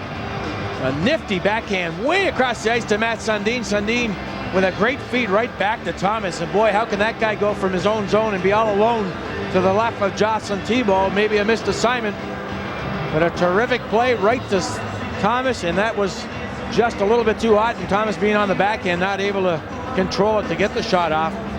2 passes. It only took 2 passes to go the length of the ice. Pretty to watch. Face off to the left of Thibault. And the draw taken by Ty Domi. Airing it back of the goal. Sundin tried to center. Thibault blocked the pass. And Kilger's back on the ice picking it up. Airing it to center. Now Thomas steps back over the Hawk line. Shoots one. That's blocked by Brown. Stung him slightly. Into the near corner goes Smolik. He's checked. And now Thomas looks to dig it out. Rolled it in deep. Kilger retrieves for Chicago, but then lost the handle. Now they wrestle along the boards. And Sundin looking for help on the near side from Domi, who's without his right glove. Now it's taken by Sundin out of the corner. Steens behind the net with it. And it rolled away from him. Finally, Thomas picked it up. Thomas to the far dot, moves in, shoots a sliding shot block made by Kilger, who was without his stick. Now it's into the near corner. Sundin centered one. It deflects over to the far side. Then behind the goal, the Leafs try to keep the heat on, but it's taken out of there by Probert. Bob Probert back over the Leaf line. Had it knocked away by Berard. A situation, Pat, for the Hawks. 2 forwards without sticks at one time, and that is not good, but the Hawks able to get the puck out of the zone. Here's a lead, a breakaway for Simpson. He's in alone. Stick handling, shooting. He scores! Reed Simpson, who did not have a goal in 59 games, now has 2. A pretty breakaway tally. It's 4-2 Hawks. It's got to be the new mustache. Reed Simpson was sporting a mustache. And he says it's a new look, but it looks like he maybe he shaved it off before the game. But I was talking to him earlier. He says it's going to be the new look for the millennium. Everyone's going to do it. Clean mustache, no Fu Manchu. And he gets the puck and he dices it. He has an excellent couple of moves with it. And wow, presence of mind to hold on and get by Curtis Joseph. Not much room, but a fine play by Bob Probert up the middle. Around the stick that was on the ice, and then Simpson with a backhand, then to the forehand, and doesn't throw it. He holds on to it, and then stuffs it in the net. What a beauty. Bob Probert and Brad Brown get the assist at 3:48. And now the Hawks with a big goal have a 4-2 lead. Looking to break a 7-game losing streak against the team that they've lost to the last 4 times they've met. The Leafs have won 4 straight games against Chicago, including 2 this season. Now the Leafs come away. The lead missing Berezin, taken by Probert, who's checked at center ice. Now Berezin back over the Hawk line, centered one. It didn't connect with Vault. Gilmore picked it off. Airing it to Bob Probert. He takes his time and put it nicely to Chelios, who's got some room to center. Now we'll fire a long one. Cujo made the save, gave a rebound to LaRue, and he shot it up off the glass. And it bounced back to center ice. The Leafs have it. Mike Johnson in over the line. Johnson to the right side in on Allison. Turns behind the net. A one-hand centering pass lays loose. Hawks are there, and Gilmore scoops it out of the zone. Johnson showing his great speed. One hand on the stick. Eventually didn't have a lot of options. Got it to the front of the net. But the veteran Doug Gilmore in perfect position to knock that away.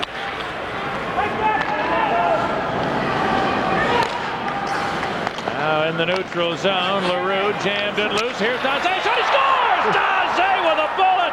Eric Daze, after 11 games without a goal. He'd been denied twice earlier tonight, but powers a wrist shot home past the glove side of Cujo. It's 5-2. Well, he just possesses an unbelievable release and a quick shot, and it is heavy and hard. Good forechecking by J.Y. LaRue, and the puck goes right back to Daze, and he just burns it right by the glove hand of Curtis Joseph. LaRue right on top of the defense, gets in the way, and the puck hits him and then drops to Daze. And to beat Joseph on the glove hand that quickly, that shows you how Eric Daze can shoot the puck, and that is what he does so well.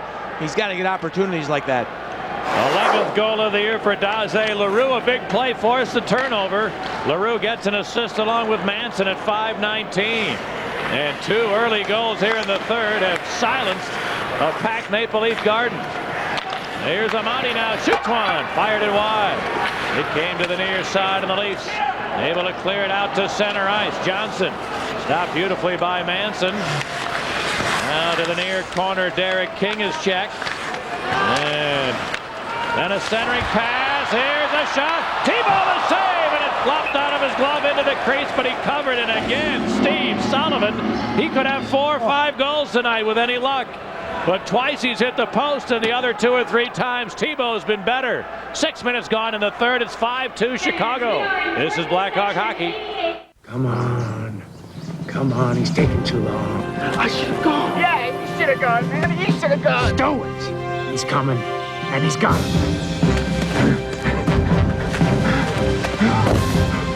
This is all I can get. You did good, Billy. You did real good. Yeah, the boy should have planted that tree hours ago. For the great taste that won't fill you up and never let you down, make it a Bud Light. Can I go now? No. Dodge Neon is designed for fun in the fast lane.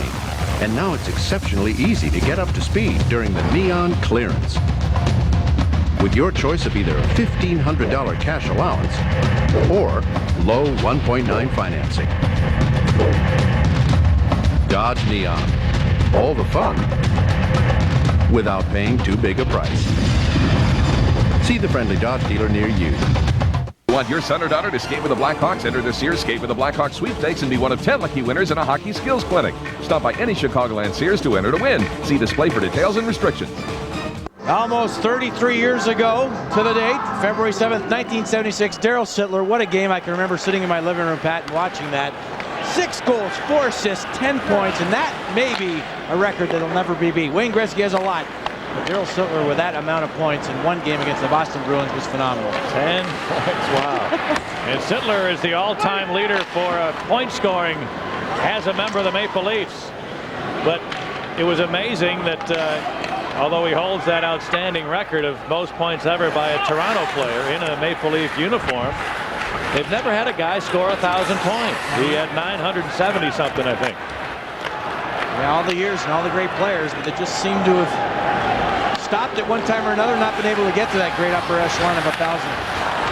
Now here come the Leafs. Cotea drive and a save by Thibault. He almost gave a rebound but managed to cover it up.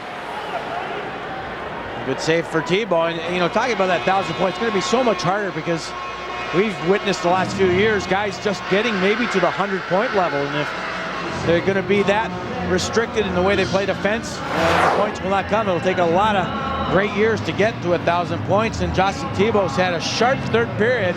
There was a chance earlier, Sullivan and Thibault. Thibault with a great save, a good point shot with a lot of bodies in front. Thibault down early enough to look and see the puck and just holds on.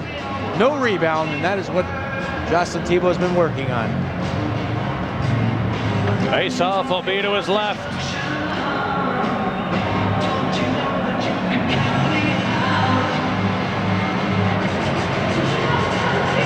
Now they get ready, and here's the draw. Jansen's won it. And Laflamme. Here's it to center ice.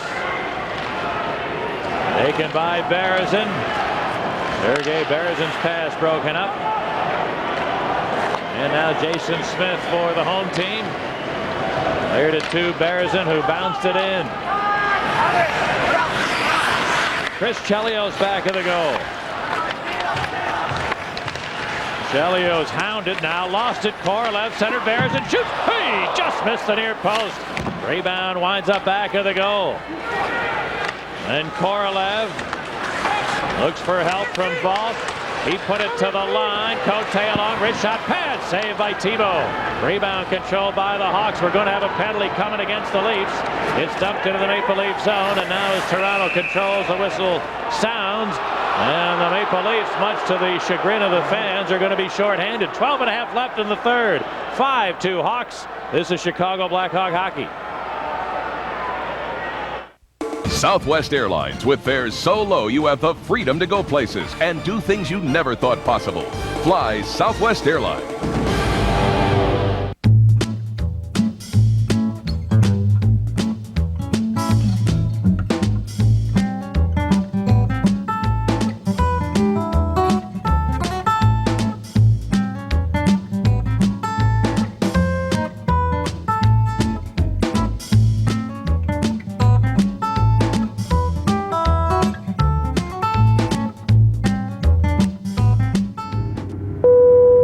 Free to move about the country.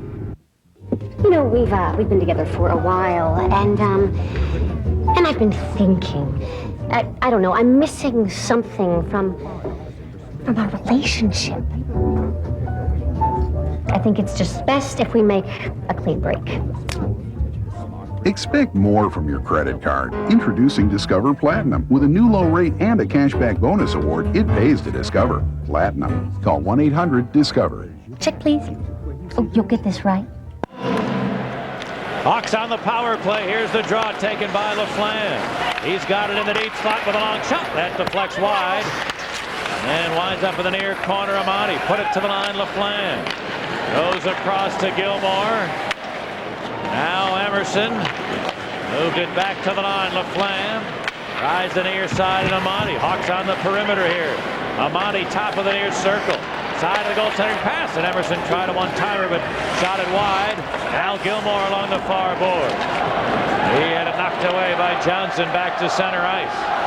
Good work by Johnson. Good puck position by Gilmore, trying to get his body between the boards and the puck. But Johnson persistent, able to knock it out. This Leaf penalty was to Korolev, by the way, for a roughing call at 7:36. Here come the Hawks now as Todd White hammered in the near corner. He got leveled and a big hit from Smith. And then a couple of others fall on top of him as well, and the puck is covered. But little Todd White jumps right back up off the ice. Well, tough play for Todd White. He knew he was going to get hit because of his positioning. He's on his backhand, but he's trying to keep the play alive down low. Jason Smith may be the strongest and toughest defenseman the Leafs do have, and he likes to run out of the way to take the body, and White had his head down the whole way trying to gather the puck in. Solid hit for Smith.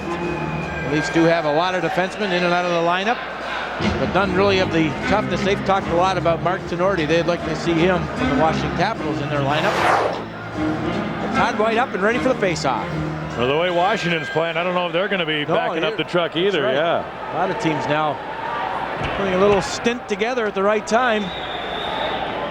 A lot of those teams with trade rumors like Calgary all of a sudden playing very well. Leafs get the draw here and cleared with a minute to go on the Chicago power play. And Chelios starts away. Here to Tomorrow to center. He shoots it in.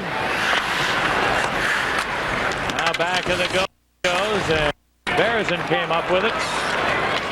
Sergei Berezin works his way to center ice.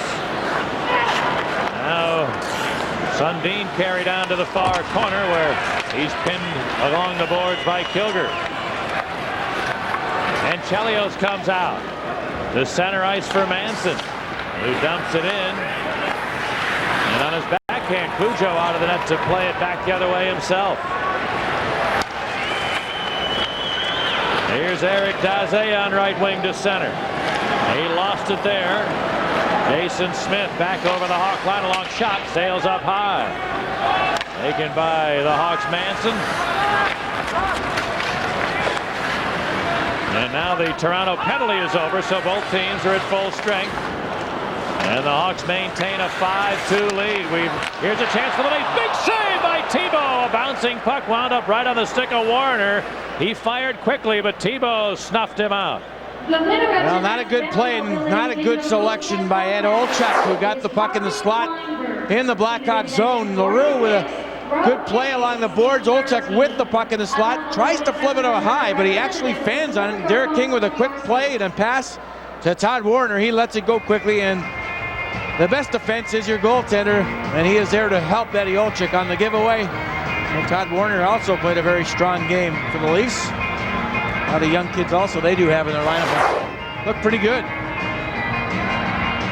Halfway through the third, 5-2 in favor of the Hawks. Here's the draw. Cleared to center ice. Now the Leafs dump it back in. Derek King chasing it to the near corner against Brown. Brown gave him a jolt there, and it's shot back around the boards. Taken by Smolik. Doug Smolik able to scoop it to the neutral area. And the Leafs start right back. Johnson over on left and Warner. Drive into the glove of Tebow, who nearly coughed up a rebound, but managed to regain it. I mentioned against the San Jose Sharks, they were questioning Jocelyn Tebow and the way he makes saves because of the rebounds, but there's a definite effort for Tebow on not letting rebounds out. Now, a great save, and sometimes when you're a goaltender and a hard shot's coming at you and you have to make a spectacular pad save, you have not a lot of control of where that puck is going, but the deadening of the left leg moving back, and it's a great save. Stretching all the way to the left with the leg is Tebow, and he makes a fine save, and the puck stays about a foot from his pad. He's able to pounce on it, and I know that him and Tretiak have worked on a few drills, especially for rebounds, and it's starting to work, paying dividends.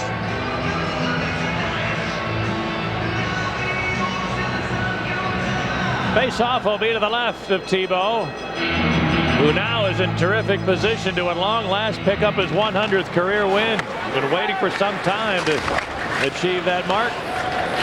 He's been getting very little support offensively. In fact, this is amazing that the Hawks can score 5 tonight, when in the previous 7 losses, they have a total of 8 goals altogether. And now they got 5 in this one.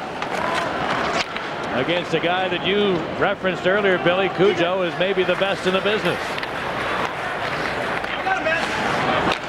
With a lot of things starting to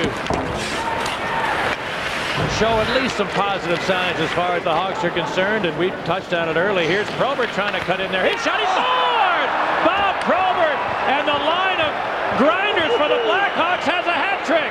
2 goals for Simpson, 1 for Proby. It's 6-2. I think Bob Probert has played an excellent hockey game. He has really worked hard. He's made some fine passes. Bob Probert collecting the biscuit from the linesman Ray Scampanella, wants to keep the puck. 6-2 the Blackhawks. Good hard work along the boards. Great kick of the puck by Simpson up to Probert. Probert cuts back from his backhand into a great shooting area. The Leafs don't touch him. The defense stay back. They don't even look at Bob Probert, trying to stick check him, and he just roofs one. I mentioned earlier, Pat, about Curtis Joseph having such a great glove hand. He's back in his net. There's no way he's stopping the shot of Bob Probert. A big one.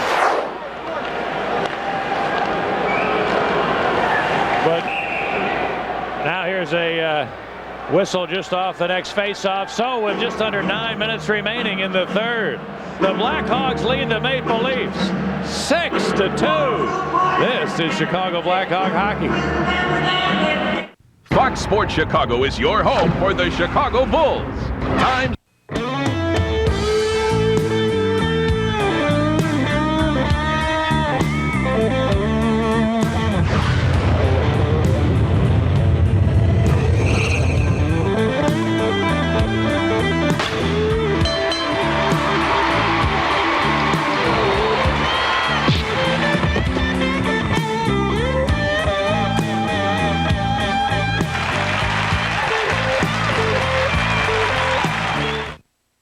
Last year, local, state, and federal law enforcement officials arrested hundreds of people for selling illegal cable descramblers and recovered the names of thousands of customers, each of whom could face a felony conviction, 6 months in jail, and a $2,000 fine.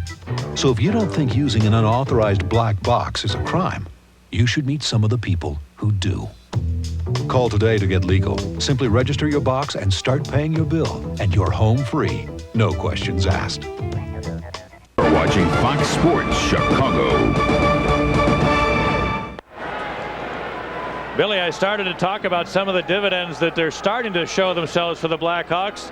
A line that's been getting a little bit more ice time of late that you talked about with Jansen, Simpson, and Probert. They've got 3 goals tonight. And all night long in the last couple of games, a very much more prominent role for the kids. The white line with the Kilger and Morrow. And they've started to show themselves to be much more effective. It is definitely good to see, and it's good to see Bjorkgren giving other lines a chance to play, and playing they are. And the more you do play, Pat, and everyone says this, the more confidence you have, and the team is starting to play with confidence. Sundin cuts in, and he just had it stripped away as he was ready to pull the trigger. Then a centering pass to Domi, a shot deflected just outside the near post. Sundin centered. That one stolen by Brown. And Brad Brown, another of the Hawk youngsters, who's really had a very strong run here for probably 20 games or so anyway. Moved it out of the zone, but Domi right back in there, cuts to the net, shoots! That deflected wide. Rebound to Sundin in behind.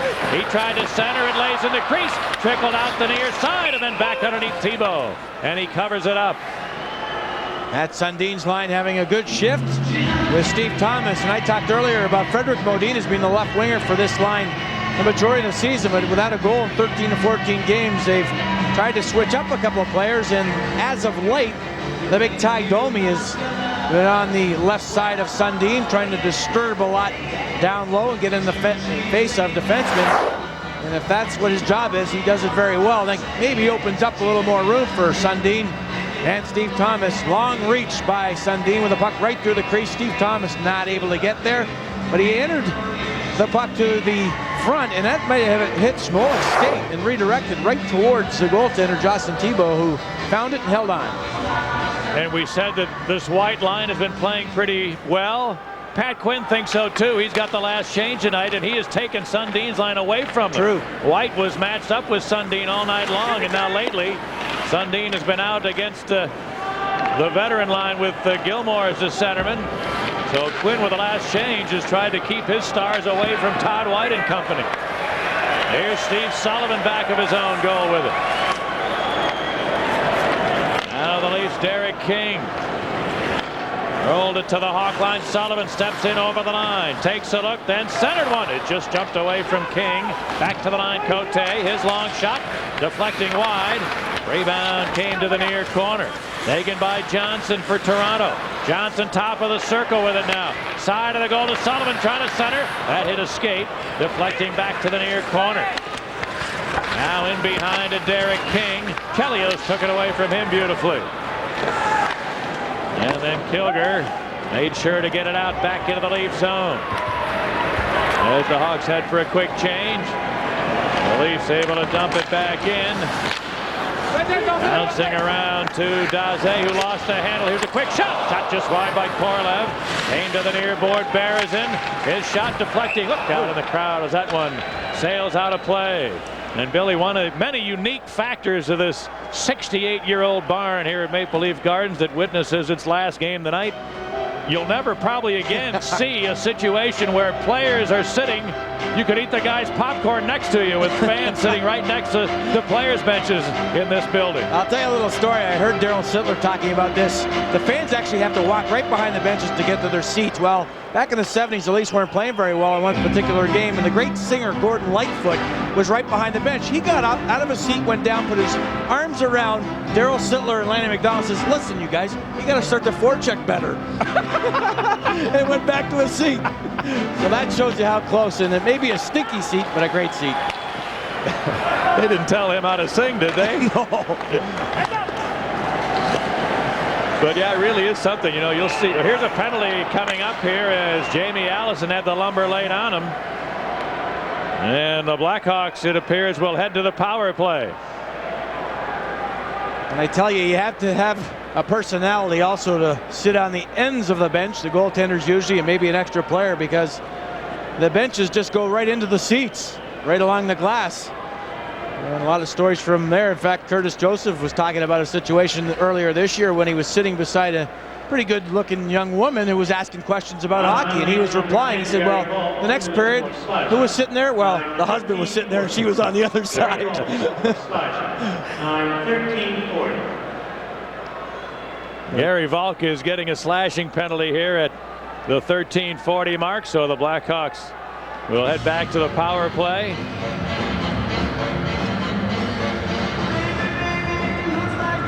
And look who's at. Reed Simpson is the center on this power play. Attaboy, Duke. Get him out there and see if he can get a hat trick. Sure. There's the draw. And it was knocked down with a high stick. And another unique aspect of this building, Guardsy, the owner's bunker in the corner of the rink where Harold Ballard, at least when I first started coming here, Harold Ballard had that as his headquarters. He'd witness games and practice. Did he live there too? He had a little area where he did live. He lived here for a long time, Maple Leaf Gardens, but he would sit there and he would talk to the fans. Him and King Clancy, every game. You'd look down, they'd have the camera shot out of them too, talking to the crowd and having a great time. But he was quite a character, Harold Ballard, for many, many years here with the Leafs.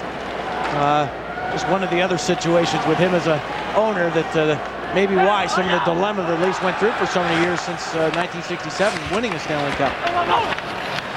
I have a feeling that if those walls talk, wouldn't that be something? Yes, it would. Here comes Gilmore now in the Hawk power play. And I believe now they rent it out, Pat. Oh, do they really? Here's a long clip shot sailing wide. Simpson back of the goal. Reed Simpson rolled it to the near point. Laflamme is there. His long clip shot. He was hoping to get a Simpson deflection, but it never reached the big Hawk winger, and the Leafs able to clear it. And the luxury of having a good 4-goal lead is the time you do have and the chances you do get to maybe get a guy like Reed Simpson 3 goals, and the effort definitely was there on that power play. Good to see. Here's Todd White now. He dumps it in. Bob Probert trying to chase it down. Rolled it loose on the near side. Chelios unable to keep it in there. And back at center ice now. Gilmore dumping it in. To White on the near board. He kicked it into the corner. Probert jolted by Smith, but he held the puck. Probert's pass deflecting to the line. Chelios held it in. Got it to the near corner where Smith delivered a good check, but Chelios holds in a long shot. His block came back to Chelly, cuts to the net, takes a look, centered White, and he couldn't quite catch the pass. And the Leafs try to clear. That one deflects out of play. Like the puck may have hit the linesman, Dan McCourt, as it was redirected. And that bench tonight by the Leafs has had a few pucks jump in to the area. McCourt will definitely get a piece of the puck. Todd White diving, trying to keep the play alive and keep it in the Leaf zone. Redirected it, hitting McCourt right up against the bench. Boy, and you talk about great guys. There's one too. Danny McCourt, a long-time linesman, just a wonderful guy. And you talk about the situation with the fans and so forth next to the bench. Couple of fans were, you all right there, Danny? And they have the team doctor sitting sits right there, yeah. Pretty good area for a doctor to jump on the ice in a situation. He's going over, trying to get the wax out of his ears, it looked like, for a while there. Ringing the bell. And McCourt, doctor's still talking to him. He'll be okay. He's a linesman. They want to see if the puck's all right. That's what they're worried about. You got to have a great attitude to do that job, and Danny McCourt does. He's a wonderful character. Terrific guy. You ever get a chance to talk to him, you have a barrel of laughs for as long as you're talking to him. He loves life. You got hit in that vulnerable area around the temple. That is definitely a dangerous spot. Now the draw cleared back into the Chicago zone. Here's Brad Brown. Out to center ice for Olczyk, who dumps it in. Meanwhile, the Leaf penalty over. And both teams are at full strength. Olczyk back to the net. Tried to center one. It's kicked toward the crease. Lays there. Big scramble, and it came loose finally to the Leafs. Thomas rolling it out to center ice. Sundin in over the Hawk line. Weaves to the deep slot. Left it. And then Domi couldn't pick it up. Stolen away by Olczyk. Out to center for Daze, who lost it as he got to the line. And offside is the result. Now 4 minutes remaining in the history of Maple Leaf Gardens as far as the NHL is concerned. It's Chicago 6, Toronto 2. This is Blackhawk hockey. Fox Sports Chicago's coverage of Chicago Blackhawks hockey is brought to you in part by Southwest Airlines. With fares so low, you have the freedom to go places. Bud Light, the official beer sponsor of the NHL. Quaker State, for protection beyond 3,000 miles under any driving conditions. Pizza Hut, home of The Edge, Pan, Sicilian Pizza, and more. Ferrara Pan Candy, makers of Lemonheads, available throughout Chicagoland. And by the new Dodge. Test drive the future, the new Dodge. Dodge Durango can tow up to 7,400 pounds, nearly half a ton more than its nearest competitor. That's 2 extra dirt bikes, 1 more great big water toy, or 1 more baby grand. Hey, my Durango tows more toys. Gonna lose those wimpy towing blues. Oh yeah. Stop by TCF Bank or call 1-800-TCF Bank and sign up for your Blackhawk checks, a free Blackhawk hat, and the benefits of totally free checking.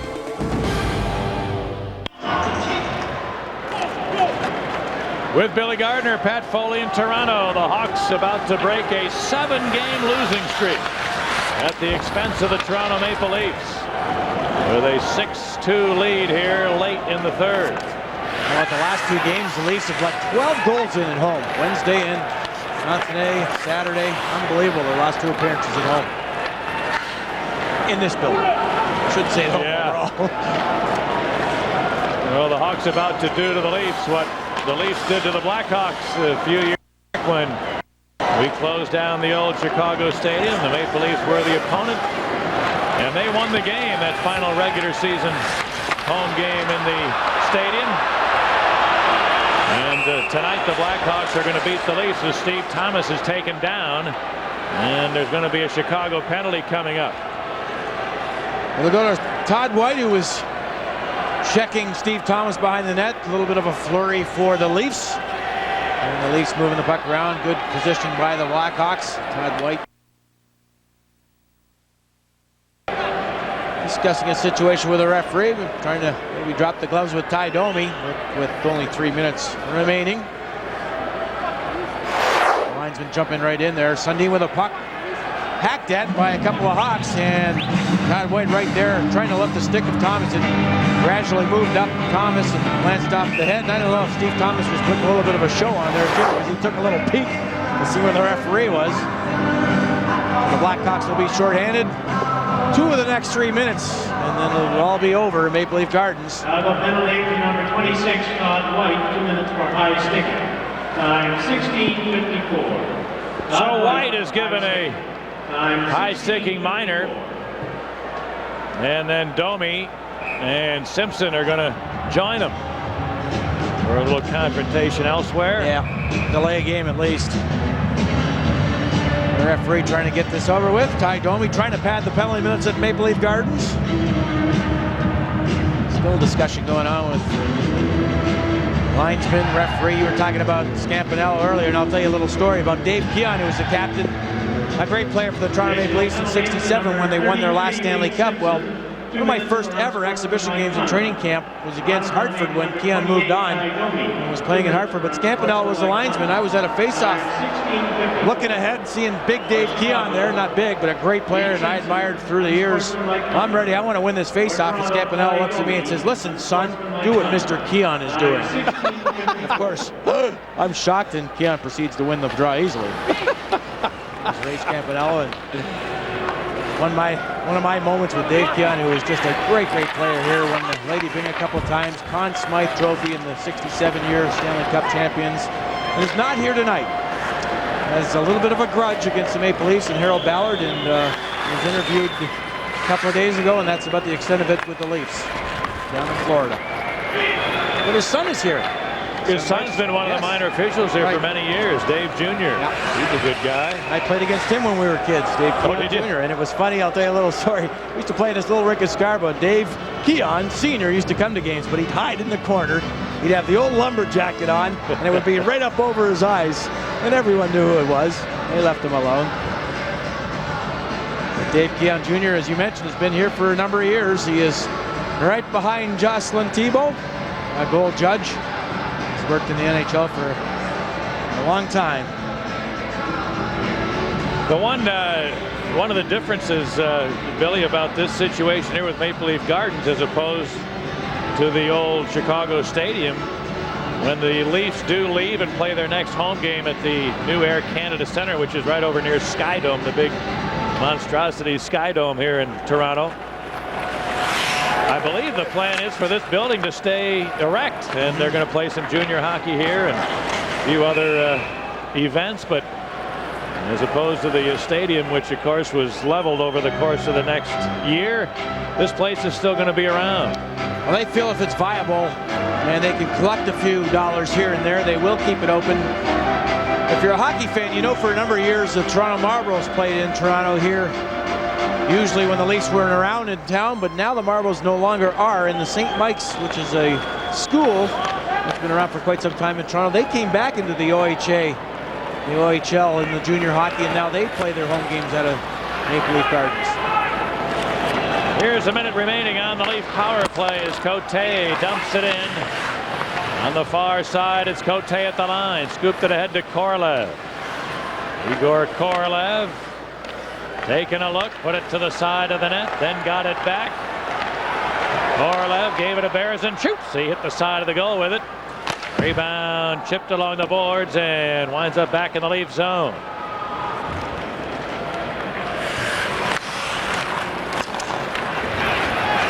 Here's Derek King. Clearing to center. Berezin bounced it ahead. Chased down by Manson.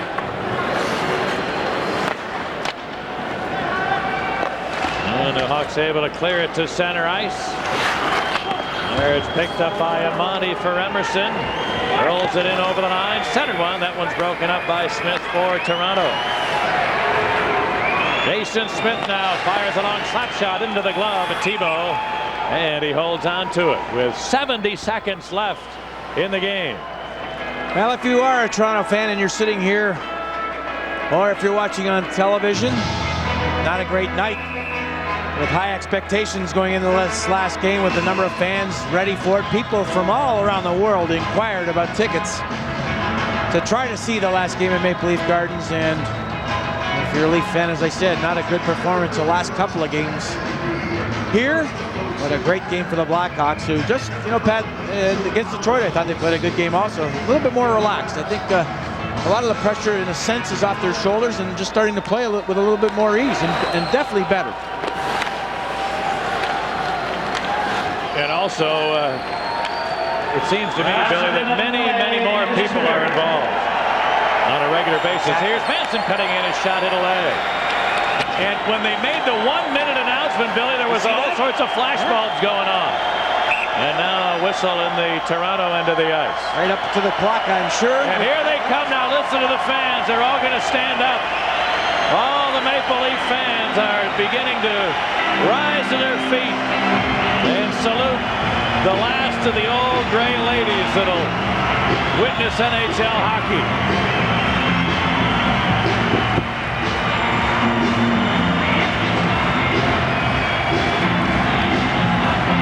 That's really, too, the last rink with different dimensions because of the corners. I think everything after this building goes away, I think all the regulations for ice size will be the same. Yeah, that's too bad. No home ice advantage. That shouldn't be. There should be a little nuance to every rink if you want it. Here's 40 seconds left now as the puck is cleared back into the Chicago zone. Taken by Chelios to Reed. Simpson is on the ice for the final minute of Maple Leaf Garden. And so is Dougie Gilmour, and he should be too. Here's Olczyk cutting in. Centered. Well, we tried to set up Simpson. The pass was broken up. And one of the greatest stars and most favorite players the Leafs have had here in the 90s was Gilmour. He's out there now. In fact, one of the newspapers today called him the player of the 90s. Is that right? For the Toronto Maple Leafs. And it's cleared into the Leaf zone. 5 seconds left. And the Hawks win. And the flashbulbs all over Maple Leaf Gardens go off as the final horn sounds. But the Chicago Blackhawks have snapped. a 7-game losing streak, and Jocelyn Thibault has his 100th career victory in the National Hockey League.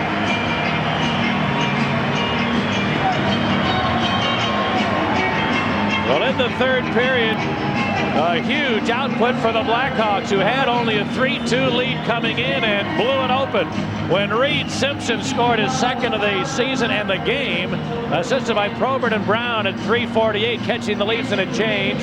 That was a huge goal, and then Eric Daze popped in his 11th of the season. A turnover forced by LaRue to get an assist along with Manson at 5:19, and then Bob Probert got his third goal of the season, set up by Simpson at 11:05. 6 shots on goal for Chicago in the third, 9 for Toronto. The Leaf total 26. The Blackhawk total 27. Well, the Blackhawks tonight look very, very strong in snapping a 7-game losing streak, and I don't know how you can score only a total of 8 goals in the last 7 games and now score 6 tonight, but we'll take it. Well, they took advantage of a third period. They had 3 goals and 6 shots. Doug Gilmour announced the second star, and that's big for him, I'm sure.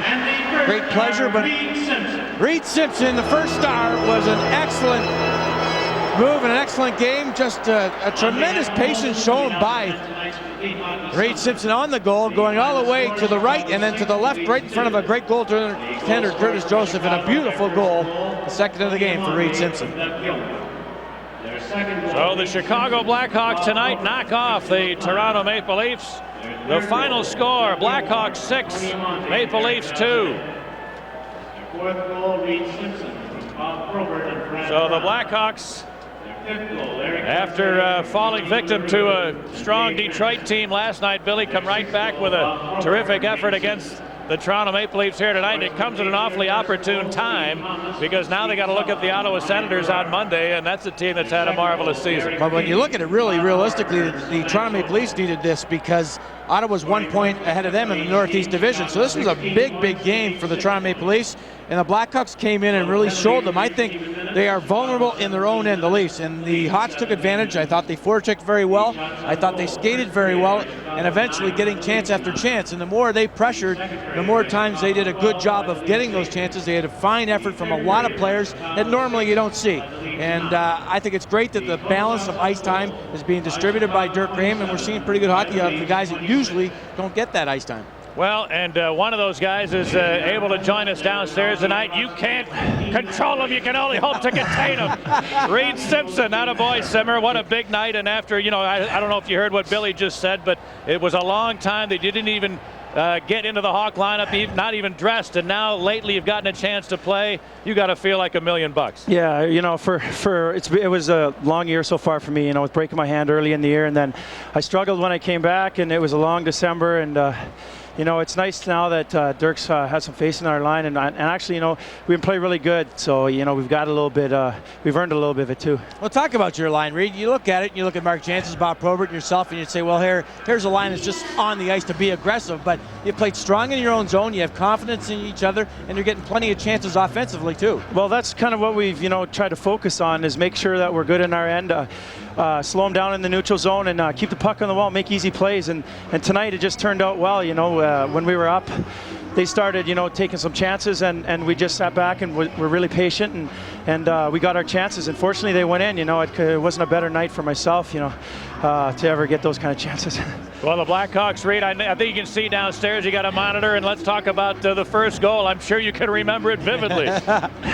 Well, you know, Bob, I was yelling at him from behind that he had a breakaway, and he kind of like lost it a little bit, and I just thought to put it at the net as fast as I can, and you know, it squirted out, and Bob kind of held those guys off for a second. I went back to the slot and took a shot quick, and it went in. You know, last night I missed that one-timer, and I kind of blamed it on the looking up at the net where the goalie was, and this time I didn't look. I just shot, you know, and luckily it went in. Not often you get your own rebound on the same play coming all the way across the boards, but a great play by you. And I'll talk about the ice time. We were just mentioning about earlier in the season, you know, the Gilmour line, all the lines were getting an abundance of ice time, Chris Chelios, but it's really been spread out as of late. You guys that play a little bit more obviously gain more confidence. Yeah, for sure. My confidence, you know, the first few games I came back a couple weeks ago, You know, I was really battling the puck, and you know, I just didn't want to make any mistakes, and I wasn't playing my game either. You know, when you're out there just not trying to make mistakes, you really hesitate, and you don't you don't play your kind of game. And you know, the last few games,